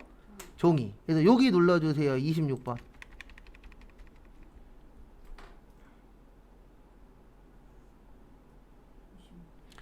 26번 누르시면 여기에다 넣는 거예요. 62번에다가. 몇 번에다 넣는 거라고요? 62번. 그래서 62번에다가 얼마를 종이로 했죠? 네, 5천만 원을 종이로 했죠? 그래서 여기에다 얼마 치세요? 5천.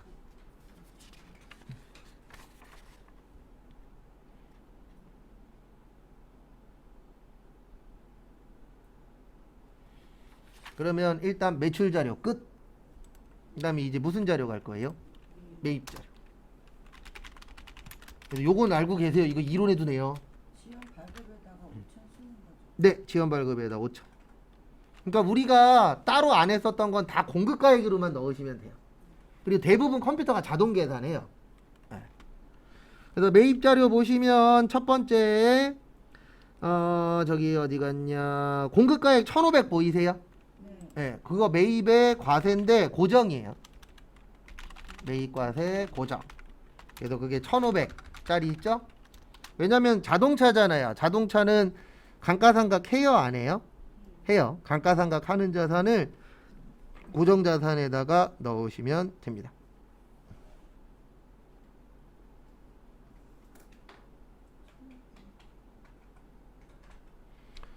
그 다음에 두 번째 300에 30은 거래처 접대 목적으로 줬죠? 요건 매입의 불공의 일반이에요. 거기 써있죠. 고정 아니라고. 그래서 결론은 나머지는 매입 과세의 뭐예요? 일반이에요. 그래서 나머지가 얼마냐면은 1억 2천에서 얼마 빼요? 1,500하고 300이니까 1,800 빼면은 1억 200 나와요. 얼마 나온다고요? 1억 200. 일단 정리하시고. 1억 2천에서 1,500 빼면 네, 1,500 빼면 빼면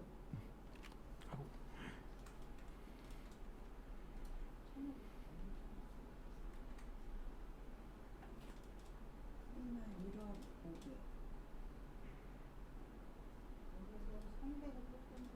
여기서 또 300 빼? 네,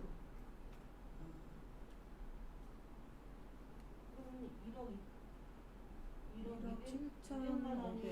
7,500. 그렇죠. 1억 200만 원은 일반. 1억 1,500.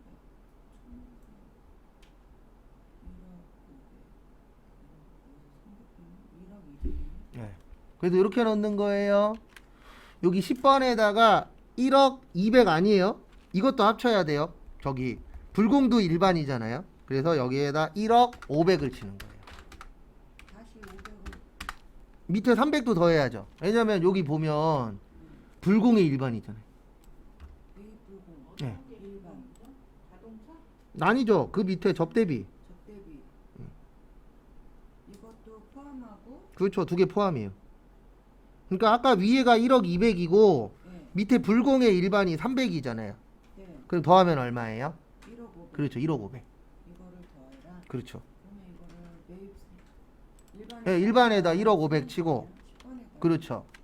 그 다음에 여기 11번에다가 얼마 치세요? 1,500 대 150.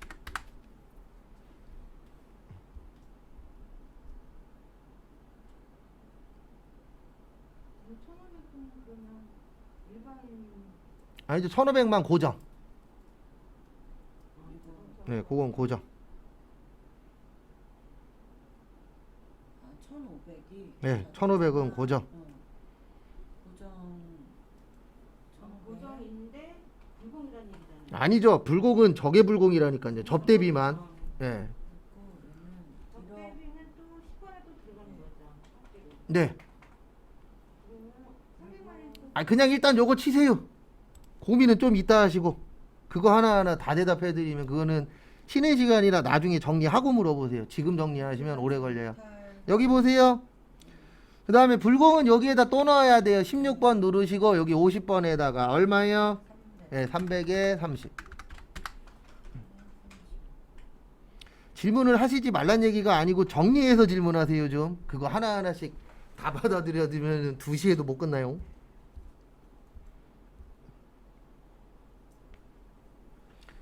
그 다음에 다음 걸로 넘어갈 겁니다. 그러니까 지금 여러분들은 계속 공부를 제가 가르쳐 드린 방법으로 안 해요. 여기 보세요. 이게 중요한 게 아니고 일단 이게 돼야 된다 그랬잖아요. 일단 알려드리는 거 먼저 하고 그 다음에 본인 거를 접목시키는 거예요. 그래서 제가 맨날 할 때 이런 거 먼저 적잖아요. 여러분들도 이거 먼저 적으려고 노력을 하셔야지 이 금액을 어디에다 넣는 거야. 그건 그 다음이에요. 그러니까 지금 문제가 뭐냐면 불공이 뭔지도 헷갈려. 그 상태에서 진도가 못 나가요. 그러니까 불공 같은 거 헷갈리면 빨리 숙지하시고. 그 다음에 기타 자료로 넘어갈게요. 여기 기타 자료 보시면 저기에다가 밑줄 치세요. 신용카드 매출전표 발급분. 이거 뭐예요? 매출에 카드니까 뭐예요? 예, 카과죠. 이런 게 먼저 돼야 돼요. 문제 딱 읽고 아 얘는 과세야 면세야. 그 다음에 금액 계산해야지. 이게 안 되면은 어차피 금액 계산해도 딴 데 넣습니다. 그래서 항상 요거 먼저 하시고. 근데 이거 예정신고 누락이죠. 맞죠? 그러면 여기에요. 예정신고 누락은 여기 보면 여기 오른쪽. 그러면 33번이에요? 34번이에요? 네, 34번이에요. 왜요? 세금계산서 아니니까. 그래서 거기에 얼마냐? 네, 300에 30. 그래서 300에 30 치시고.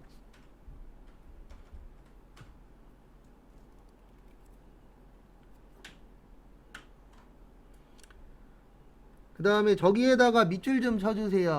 어디에다 밑줄 치시냐면 거기 유의사항에 보시면 전자신고세액공제 생략.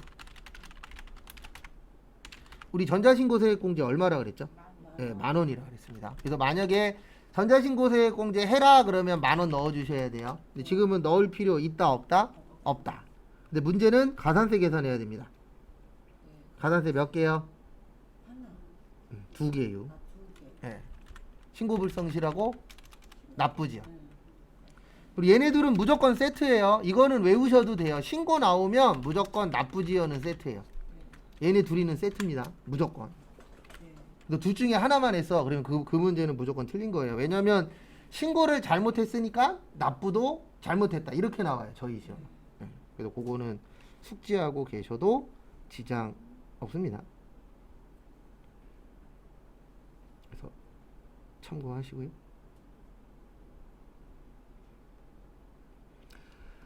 그 다음에 다음 것도 같이 보시면은요. 다음 거 같이 보시면 이제 신고불성실은 요렇게 됩니다. 납부세가 아까 30이었죠. 여기에 10%. 몇 프로 감면이요? 25%. 그래서 7,500원 나와요.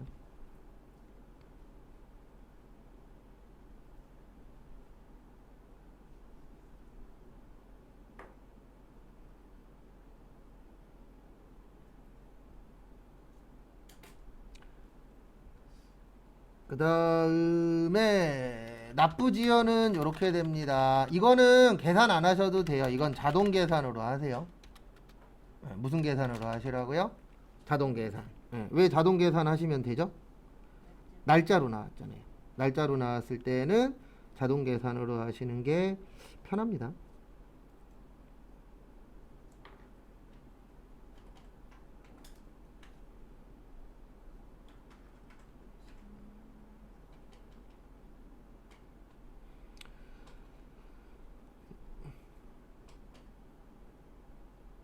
어쨌든 여기로 오세요. 여기 26번 오셔서 여기 71번에다가 30만원에 7천 얼마요? 500원. 그 다음에 납부지연은 이렇게 하는 거예요. 30만원에 여기 보세요. 여기 날짜 치는 거예요. 2021년 4월 25일부터 2021년 몇 월 며칠이요? 7월 24일. 그러니까 날짜 나오면 이렇게 하시는 거예요. 그다음에 요거까지 넣으시고, 그 다음에 지금부터 시간은 많이 못 드리고 6분 정도 시간 드릴 테니까 화장실 다녀오실 분들 다녀오시고, 그 다음에 이상한 거 있으시면 질문하세요. 답 드릴게요. 그 다음에 결산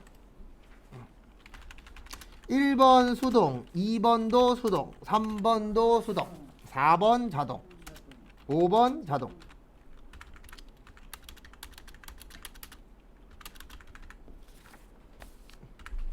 1번 외화 나오면 맨날 써드립니다. 외화에는 몇 가지 있어요? 두 가지. 외환 차익하고 외환 차손. 이건 실제. 그 다음에 외화 환산 이익이랑 외화 환산 손실. 요거는 결산할 때 참고하시고.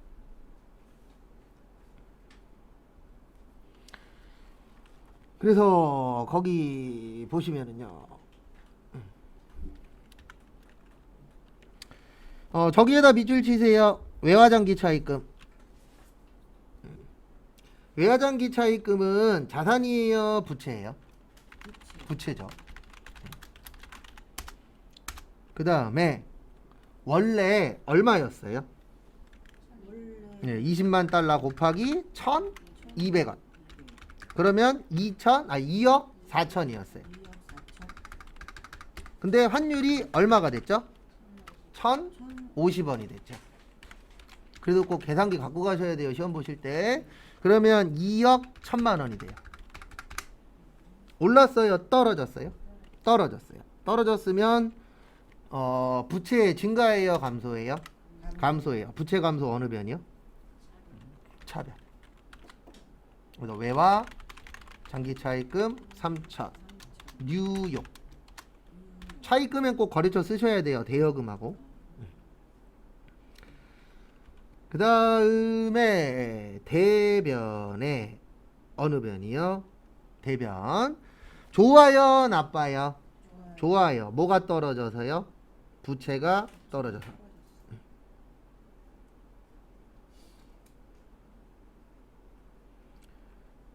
그 다음에 보시면은요, 외화 환산 2 3천 끝. 그러니까 외화의 좋은 점은요, 이해하시면 아 이래서 이익이구나, 이래서 손해구나, 이게 확실히 나오기 때문에 답 맞추기가 좀 수월해요.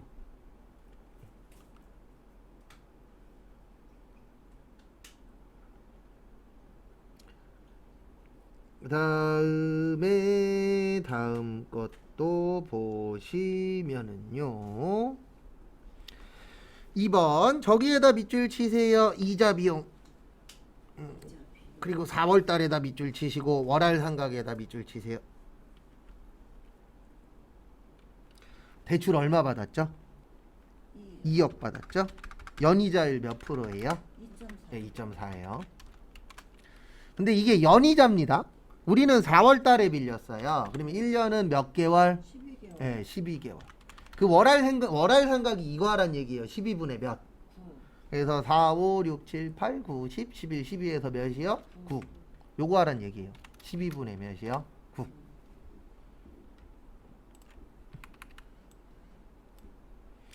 그래서 2억에 어디 갔냐? 2.4에 구하면 360 나옵니다. 얼마 나와요? 360. 근데 거기 보시면 돈 빌렸죠. 네. 돈 빌렸으면 뭐 줘야 되죠? 이자. 이자. 그래서 주는 이자 뭐라 그래요? 이자 비용. 360. 줬다 안 줬다? 안 준. 거기 보면 줬다라는 말 없잖아요. 네. 그럼 준 거예요, 안 준 거예요? 안 준 거예요. 안 준 거 뭐라 그래요? 미지급 예, 미지급 비용. 비용. 미지급금 맞게 해줄 때도 있는데 네. 되도록이면 결산 때는 요 네 가지 쓰세요. 먼저 줬으면 성급 비용, 네. 먼저 받았으면요, 예, 선수 수입, 못 받았으면 미수 수입, 안 줬으면요 미지급 비용. 요 네 가지.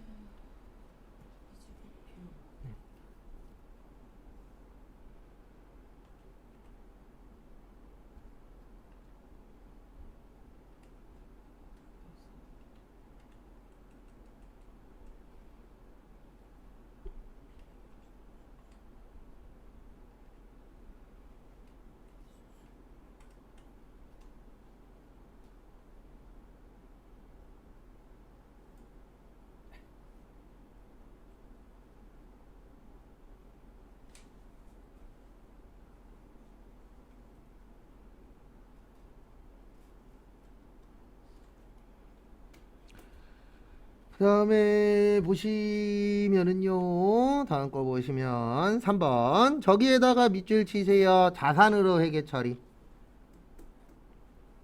뭘로 회계 처리요? 자산. 그리고 앞에 보세요. 모르실 때에는 꼭 이렇게 하세요. 증가 감소 감소. 그 다음에 자산부채 자본이면 올해 거, 수익 비용이면 내년 거. 자산 처리했다 그랬죠? 네. 자산의 감소 어느 변이요? 대변. 소모품. 그 다음에 차변은 뭐예요? 소모품 비입. 이건 무조건이에요. 차변이 소모품이면 대변의 소모품 비. 이거는 불변입니다. 반대쪽은 무조건 소모품 비예요. 근데 여기는 사무실이니까 800번대. 그 다음에 제가 아까 자산이면 올해 거라 그랬잖아요. 200만 원어치 샀는데 150만 원어치 안 썼대요. 그러면 올해 얼마 썼죠? 50만 원 썼죠. 그래서 얼마요? 50만 원. 끝.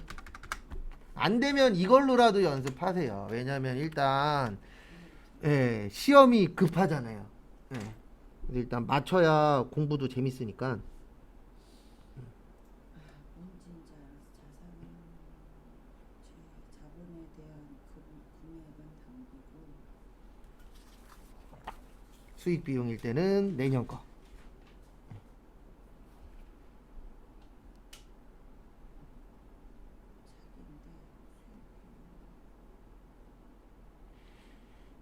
왜 이렇게 하면 맞냐면 자산부채 자본 처리했으면은 자산부채 자본은 금액이 내년 거거든요. 그러면 올해 거 처리가 안 되어 있어요. 그래서 올해 거 처리하면 되는 거고 수익 비용의 금액은 올해 거거든요. 그러면 올해 거를 처리했으면 내년 거 처리되어 있어요, 안 되어 있어요? 안 되어 있잖아요. 그래서 수익 비용으로 했을 때는 금액을 내년 걸 쓰는 게 왜 그러냐면 수익 비용은 올해로 끝이잖아요. 그러면 내년 데이터는 있다 없다? 그러면은 없다. 내년 거 응. 비용을 그 비용으로 해라 그러면 그때는 거꾸로 하면 되죠. 소모품비가 150으로 대변으로 가면 그렇죠. 만약에 비용으로 처리했다 그러면은 반대가 되는 거죠. 그러니까 뭘로 처리했느냐를 일단 보셔야 돼요. 그렇죠. 그 다음에 올해 거 쓸 거냐, 내년 거 쓸 거냐. 그 다음에 4번은 어저께하고 똑같은데요. 저기에다가 밑줄 치세요. 퇴직급여 충당부채.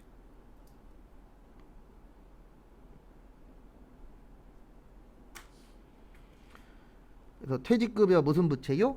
충당부채. 우리 충당 나오면 무슨 법? 보충법. 네, 우리 대손 충당금 많이 나오잖아요. 그래서 충당 나오면 보충법.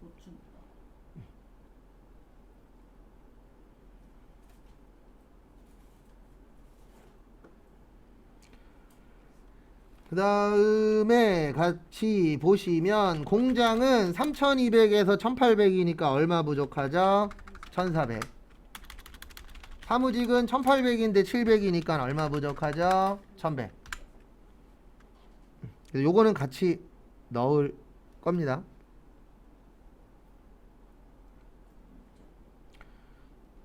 그래서 여기로 와주세요. 여기 회계관리에서 결산자료 입력으로 오세요.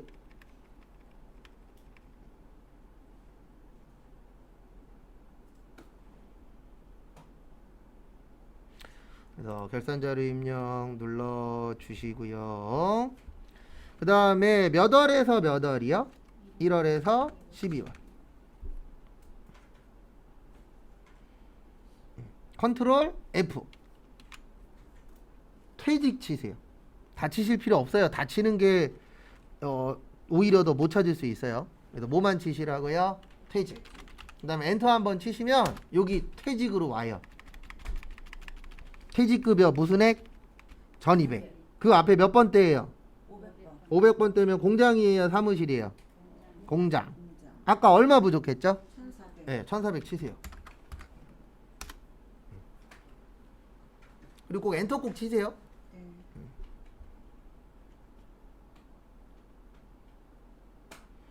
그 다음에 또 컨트롤 F. 그러면 퇴직이라고 쳐 있을 거예요. 그냥 엔터 치세요.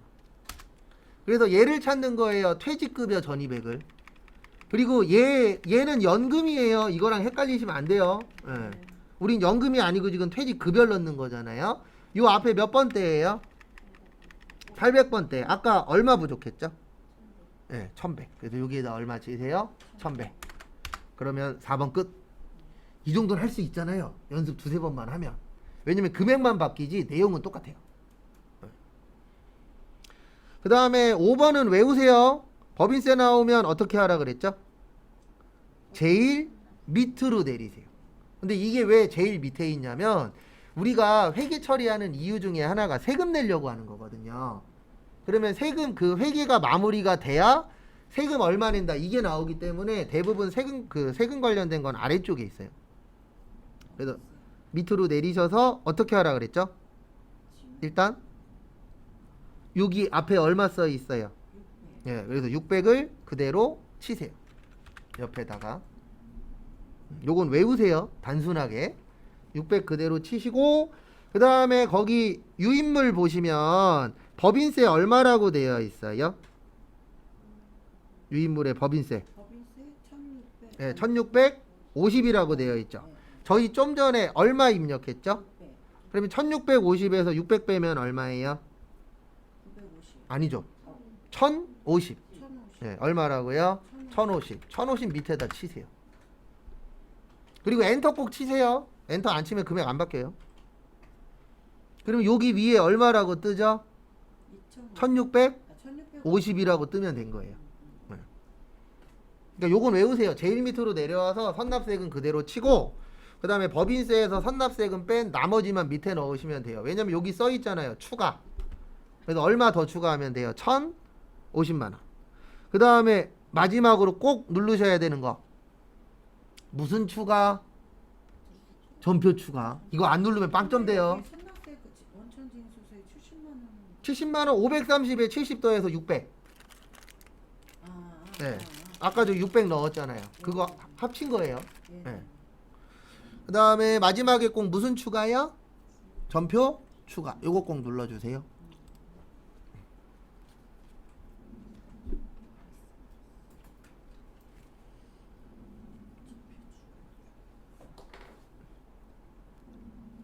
되셨습니까? 그리고 꼭 요거 보고 나가셔야 돼요. 자동. 요거 안 보고 나가면 집에 와서 잠이 안 옵니다. 하나만 하지. 그렇죠. 빵점은 그것도 있는데 했는지 안 했는지 모르면 결과 나올 때까지 뒤숭숭해요. 이거 결산 분교 완료 안 하면 빵점이지. 네, 요거 두 개 6점인데 저거 안 누르면 0점이에요. 그냥. 그렇죠. 그러니까 꼭 누르고 나오셔야 돼요. 그러니까 운 좋으면은 3개, 4개까지 나올 수도 있다고요. 자동이. 근데 일반적으로 이게 제일 많아요. 수동 3개, 자동 2개. 그 다음에 전산회계 1급은 수동 2개에 자동 하나. 이게 제일 많아요. 평균적으로. 이런 계산기는요. 네. 내가 이거를 잘못 썼어. 네. 아 이거구나 이거. 거기 있죠. 헷갈리시면 얘기하세요. 다시 치고 그랬지. 그다음에 4310 이런 건 뭐예요? 그거요? 저거 반올림 할 거냐? 그거예요. 반올림이요? 예. 아 거- 반올림 몇 자리 수냐 예. 이거? 근데 대부분 F에다 놓고 많이 써요. F? 네. 여기는 F인데 4310. 예. 근데 거기서 F로 많이 놓고 써요. F는 반올림 그런 거 안 하는 거. 안 네. 하는 거. 그래서 F로 제일 많이 써요. 텍스 마이너스 플러스는 뭐예요? 그 텍스 그쪽이 아마 세금 쪽일 건데 이건 세팅마다 다른데 예. 그대로 그냥 놓고 쓰시는 게 제일 편해요.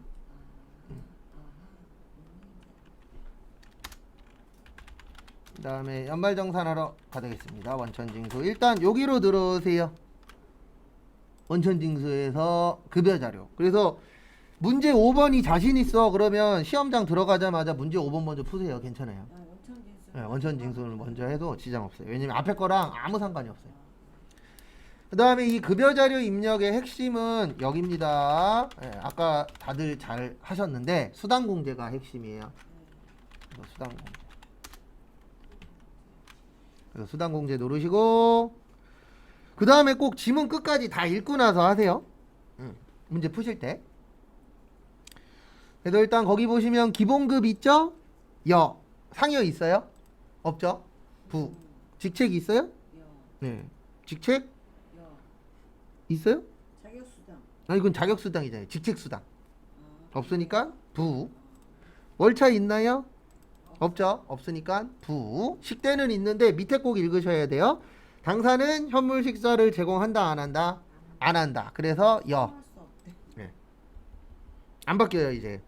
그래서 한 번에 잘하셔야 돼요. 그 다음에 자가운전 보조금 본인 명의의 차량을 업무 목적으로 써야 되고 그 다음에 실제 발생한 교통비는 받으면 안 됩니다. 그래서 여. 야간 근로수당 정규 업무 시간 외에 추가 근무를 하는 경우 매월 20만원까지 야간 수당을 지급하며 생산직 근로자가 받는 연장 근로수당은 세법상 요건을 갖춘 경우 저기에다 밑줄 치세요. 비과세. 그리고 여기 보세요. 여기 밑에 있죠? 얼마요? 총급여액이? 3천만 원. 네, 3천만원 이하 맞죠? 맞죠? 2,400하고 2,800이니까 그래서 여. 그 다음에 자격수당은 없죠? 여기 보세요. 모를 때는 이렇게 하는 거예요. 일단 비과세로 해요. 그 다음에 F2 뭐라고 쳐봐요? 자격. 그랬더니 있다 없다? 없다. 그러면 과세가 되는 거예요. 다시 설명드릴게요. 앞에 보세요. 시험장 갔는데 생뚱맞게 처음 보는 게 나올 수 있어요 없어요? 있잖아요. 그럴 땐 무조건 비과세로 하고 그리고 모르면 무조건 뭐 누르라고요? F2. 이거 생활화 꼭 하셔야 돼요. 시험 보기 전까지. 그래서 F2 누르고 여기에다 자격 쳤더니 있더라 없더라? 없더라. 그러면은 얘를 뭘로 고치라고요? 과세로. 그 다음 무슨 수당이요? 자격수당. 그 다음에 여기 공제도 가야 돼요. 공제는 솔직히 잘 나오진 않습니다. 그래서 여기에서 뭐가 빠져있죠 현재? 사내 대출금. 근데 모르겠으면 일단 F2 누르라 그랬죠. 근데 반응이 있어요 없어요? 없어요. 그러면 치면 돼요. 반응 없으면 결론은 우리 보고 치란 얘기예요. 그 다음에 F2하고 뭐요? 대출. 되셨나요? 네. 그 다음에 여기 가셔서 몇 월이요? 3월. 3월. 며칠이요? 31일 가셔서 기마름이 220에 10에 20에 20에 15. 그 다음에 연금, 그 다음에 보험, 장기, 고용, 사내대출금, 그 다음에 소득세, 지방소득세. 그리고 여기 보면 돼요. 요거 맞으면 된 거잖아요. 2264-310. 그 다음에 김가영 가서 기본급 190, 식대 10, 자가운전 20, 야간근로 20. 없는데 있네. 그러면 놀라지 마시고 그냥 넘어가면 됩니다. 자격은 없잖아요. 요분은. 그럼 그냥 패스하면 돼요. 그 다음에 연금, 그 다음에 건강, 장기, 고용, 사내대출금 없고, 그 다음에 17180. 그래서 여기 얼마 나오면 돼요? 2209, 640. 기마름은요? 기마름은 거기 있잖아요. 2264. 여기. 264. 2264, 310. 그럼 일단 금액은 맞게 나온 거예요. 그러니까 우리가 연습을 해봐야 되는 게 아까 여기 어떻게 하냐 물어보셨잖아요. 예, 근데 연습하면 이제 다음에 나왔을 때는 어떻게 하면 되죠? 그냥 넘어가면 되잖아요. 그래서 저희가 연습을 하는 거지 딴 거 없습니다. 그래서 유명한 말 있잖아요. 연습을 실전처럼. 그 다음에 연말정산하러 또 넘어갈게요. 그리고 금액 넣으신 다음에 꼭 여기 마지막 최종 금액 맞는지 확인들 한 번씩 꼭 해주셔야 됩니다. 아 여기다. 왜 확인해야 돼요? 그놈의 없는지. 깜빡했을 수도 있잖아요. 사내대출 다시 한 번만 보여주시면. 사내대출이요?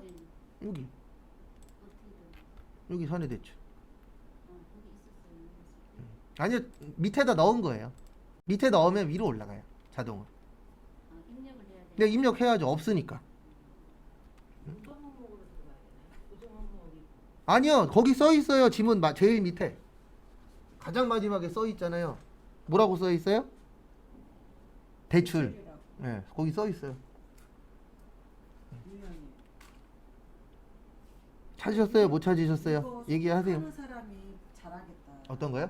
이거 문제 속도를 읽는 사람이 잘하지 우리는. 아 원래 시험 문제 자체는 지문을 읽고 해야 돼요. 근데 대부분 마음이 급하니까 지문을 대충 읽으시니까 이 정도면 그렇죠. 5분은 넘게 해. 아 참고로 이거 하나 푸는데 15분 안에만 풀면 돼요. 이거 한 문제? 예. 아니 그러니까 문제만 한 10분 걸리겠는데.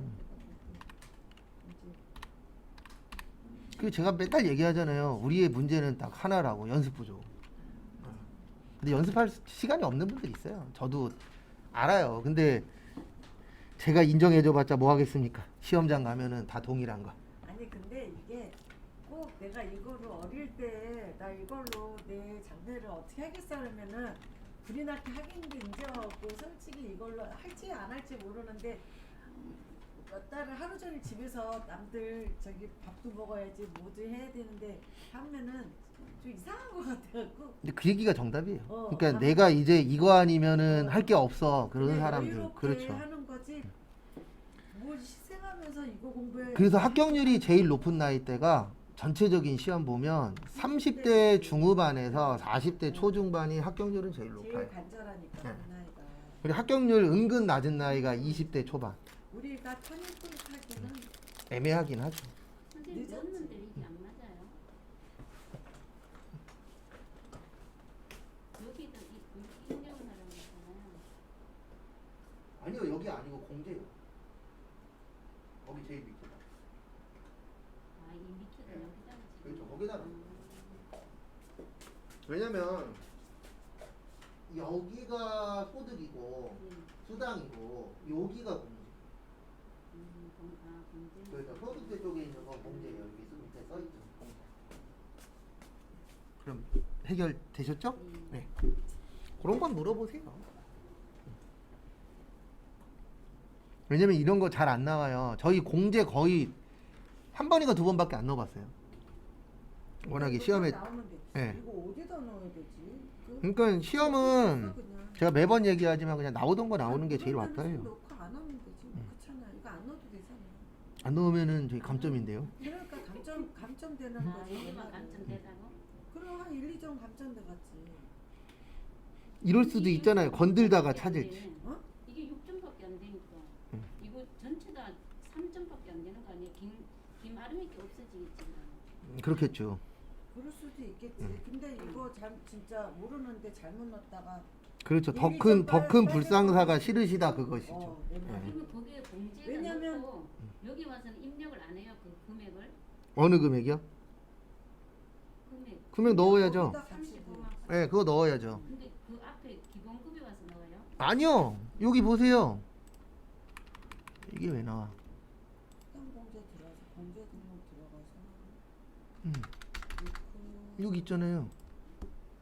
거기다가 금액 넣으면은 여기 떠서 빈 공간 나오니까 금액 쓰고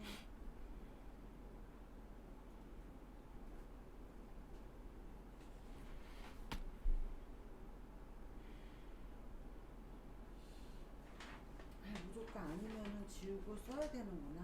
그렇죠. 나는 자격 수당이 직책 수당인 줄 그 다음에 연말정산으로 오세요. 그 다음에 저기에다 밑줄 치세요. 두 번째 줄에 연말정산 추가자료 입력 메뉴에 부양가족 연금저축 연말정산.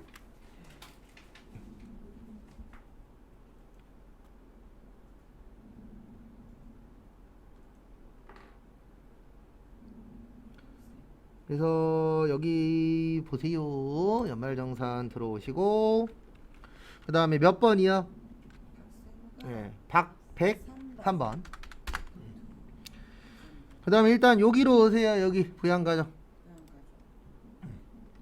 본인은 특별한 게 없어요. 없죠.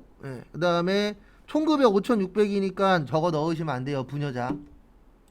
부녀자 얼마라고요? 남자가 아닌가? 이분 여자잖아요. 본인이 여자일 때 부녀자 신경 쓰는 거예요. 이제 부녀자는 얼마? 여자구나. 3천만 원. 여자가 어디 있지? 2잖아요. 2 주민등록번호 2. 이었네. 아, 이. 아 근데 지금 안 넣어도 된다는 뜻이에요. 진짜. 네, 금액 많으니까. 그래서 요분은 본인은 됐고 그 다음에 아버님 양도소득 금액 90만 원이죠. 네. 100 안 넘었으니까 되는 겁니다. 그래서 60세 이상의 경로대의 뭐까지요? 장애인까지. 그러니까 한 명이 여러 개 되면 여러 개 다 체크하시는 거예요. 그 다음에 배우자. 복권은 상관 있다 없다? 없다. 그래서 배우자.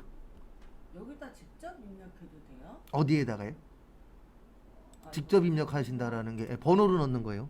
아니 그러니까 우리 가족 등록하잖아. 네, 여기서 해도 돼요. 여기서 해도 되나? 여기나 사원 등록이나 똑같은 거예요. 그러니까. 만 69세인데 이게 경로를 들어가는 건가요? 여기 지금 이게 조금 잠시만요. 아, 이거 여기 69세로 해놨구나. 그러면 요거는 경로우대 아니에요. 어디가? 만 69세. 예, 거기에 이거 일부러 헷갈리게 하려고 여기 몇 세로 써놨어요? 이런 69세. 그러면은 장애인은 넣어주셔야 되고 경로우대 넣으면 안 돼요. 이런 장난친 거예요, 일부러. 근데 말이 안 돼. 그러니까요. 70으로 나오는 네. 이럴 때는요, 어떻게 하시냐면 여기 보세요. 제가 하나 알려드릴게요. 문제 풀다 보면 답이 이상할 때가 있어요. 그럴 때는 어떻게 하시냐면은 우리 원서 접수한 데 있죠. 한국 세무사회. 자격시험 가셔서 여기 들어가시면 여기 어디 갔냐? 요거 있어요. 알림마당. 알림마당에 보면 공지사항 있거든요. 저희 지금 몇 회 풀고 있죠? 100회. 여기에다 100을 치면 여기 확정 답안이라고 떠요. 여길 들어가서 보시는 게 가장 정확해요. 요 안에 답안. 그렇죠. 여기 안에 사람들이 이렇게 다 물어봐요. 이거 이상해요. 이거 이상해요. 다 올리거든요. 예. 저희가 전산세무 지금 몇 급이죠? 2급이죠. 그래서 세무 2급에 실무 5-2번이죠. 마지막 거. 여기 보면은 생계를 같이 하는 부양가족 여기 있네요. 예. 만 몇 세로 해놨어요? 69세. 그래서 추가공제 대상자에 해당하지 아니한다. 한다. 이렇게 어렵게 내냐는 거야, 맨날. 장난친 거예요. 결론. 그러니까 지문은 항상 끝까지. 기본공소에서 60세 이상은 들어가는 그렇죠. 60세 이상 들어가는데 요것만 안 들어가는 거예요. 왜냐면 경로우대는 몇 세부터? 70세. 근데 거기 69세라고 적어놨잖아요. 장애인도 당연히 해야 됩니다. 그 다음에 자녀는 취약전 아동이죠. 그래서 20세 이하만. 끝. 그러니까 잘 보셔야 돼요. 이게 되려면 거기에 만 몇 세라고 나왔어야 돼요? 만 70세. 예. 근데 69세로 돼. 원래 만 70세 강조 안 했잖아. 70세부터라 그랬잖아. 여기 있잖아요. 만 그러니까 70세.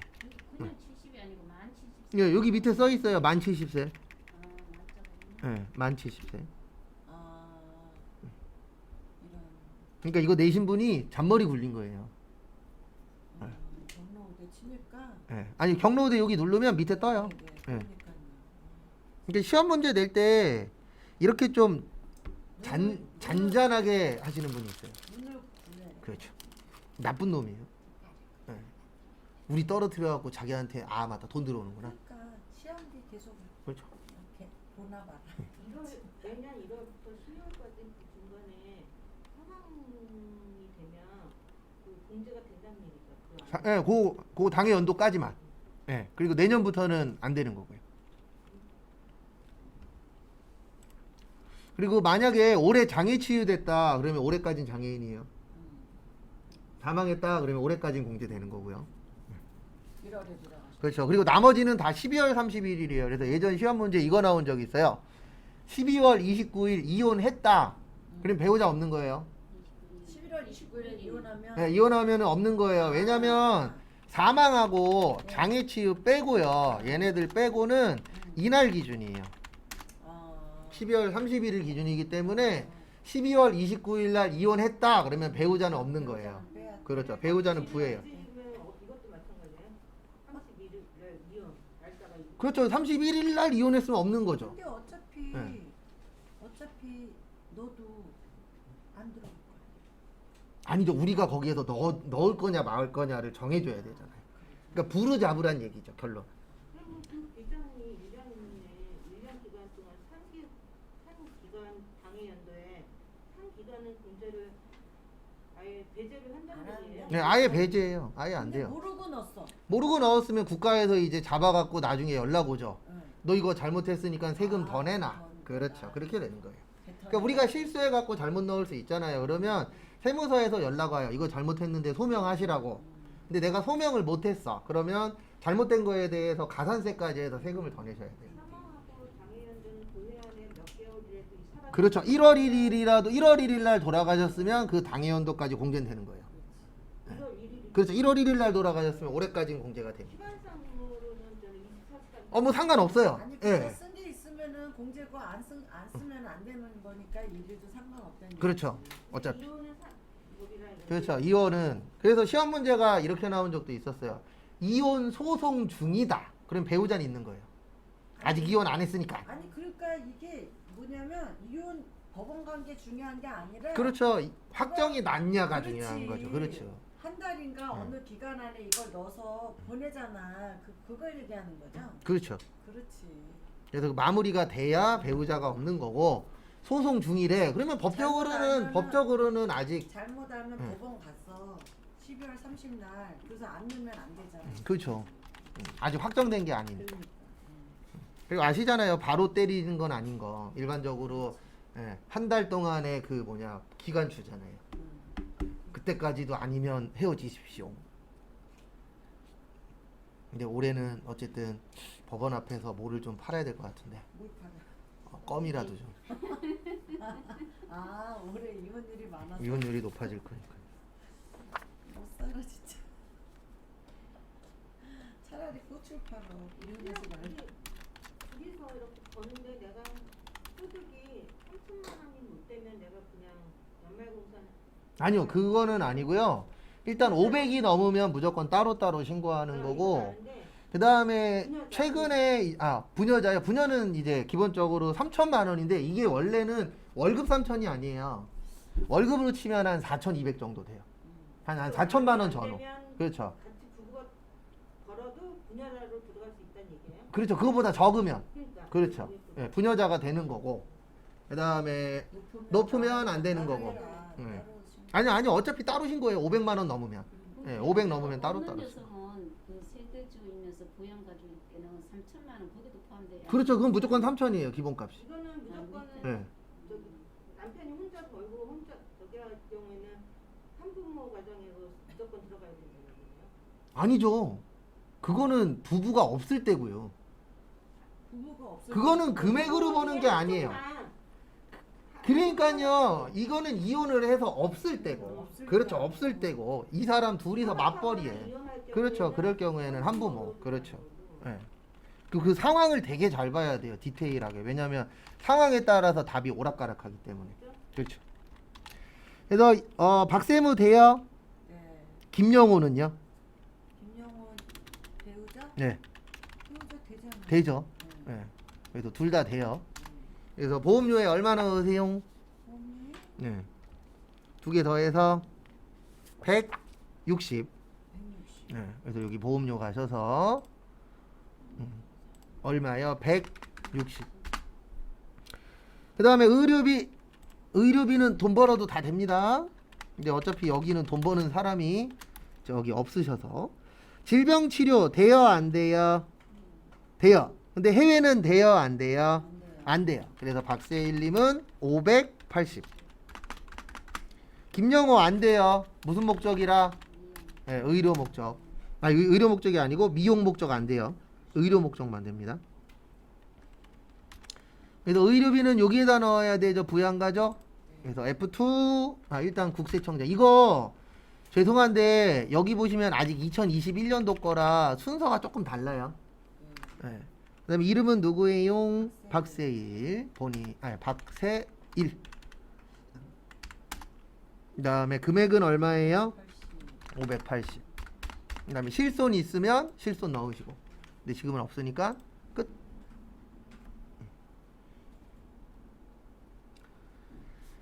그 다음에 관우하러 갈게요. 관우. 교육비. 네. 관우.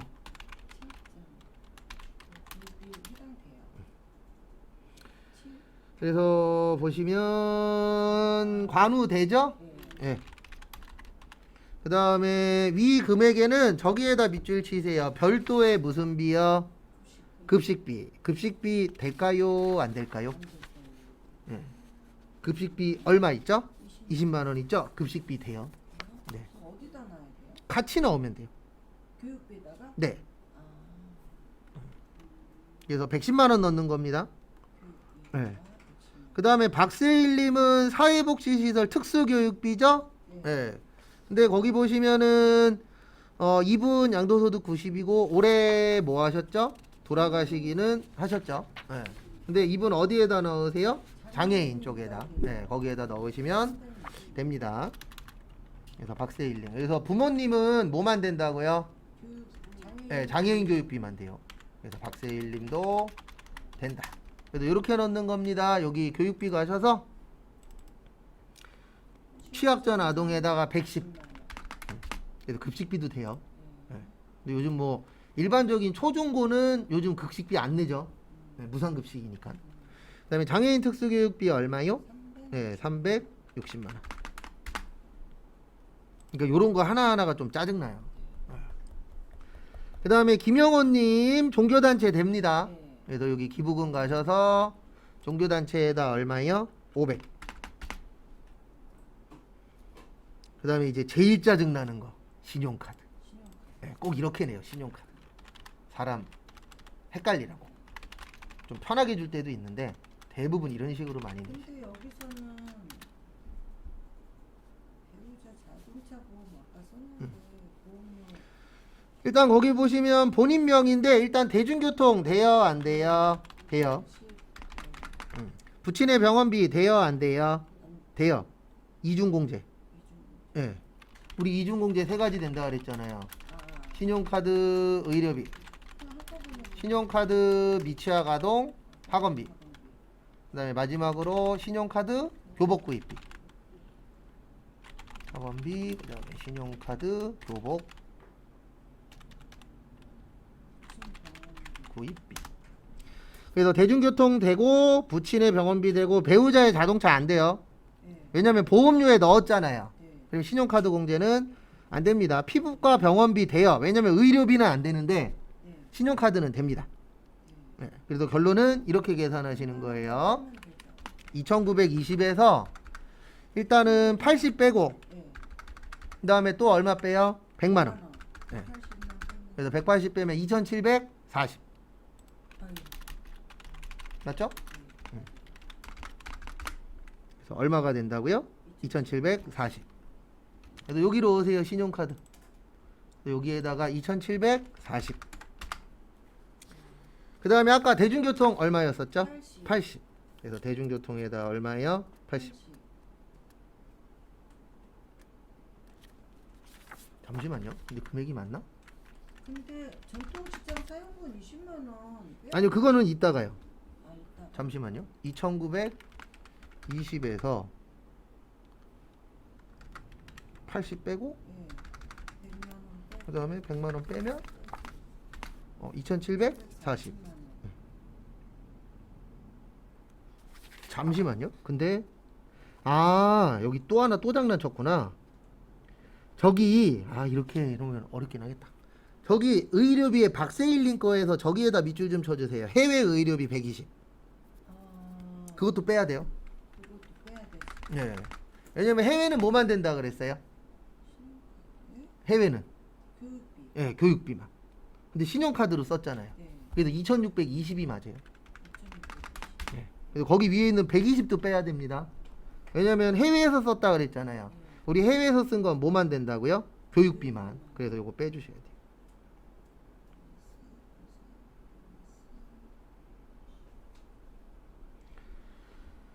그 다음에 여기 현금 영수증인데 전통시장 얼마 있다고요? 20만 원. 예, 20만 원 있어요. 그래서 전통시장에 20 치시고 그러면 그 다음에 현금 영수증은 얼마만 넣어야 돼요? 210. 예, 217. 그래서 217 치시면 됩니다. 20은 여기요. 전통시장. 이제 끝. 그 다음에 이제 연금저축하고 무슨 연금이요? 퇴직연금. 퇴직연금. 네, 그것만 넣으면 돼요. 그래서 여기 연금 가서. 네, 퇴직연금. 일단 그냥 거기 있는 순서대로 할게요. 저는 연금저축 가서 우리은행 가서 221111 200. 연금저축은 여기 밑에 있고 퇴직연금은 여기 있어요. 연금이 연금저축이 삼성이구나. 이런 거꾸로 써버렸네. 그래서 삼성화재 11112 420이고요. 네. 그 다음에 퇴직연금이 우리은행. 그래서 21111, 그 다음 얼마요? 200. 개인연금이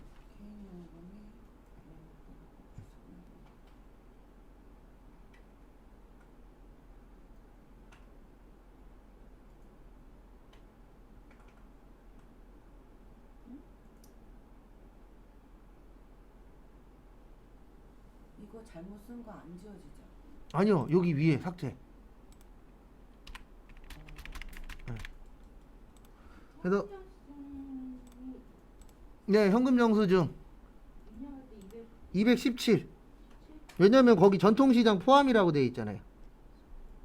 전통시장은 빼고 해야죠.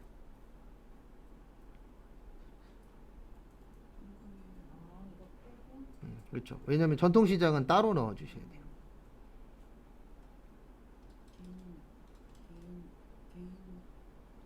개인 연금저축. 마무리 하시고요.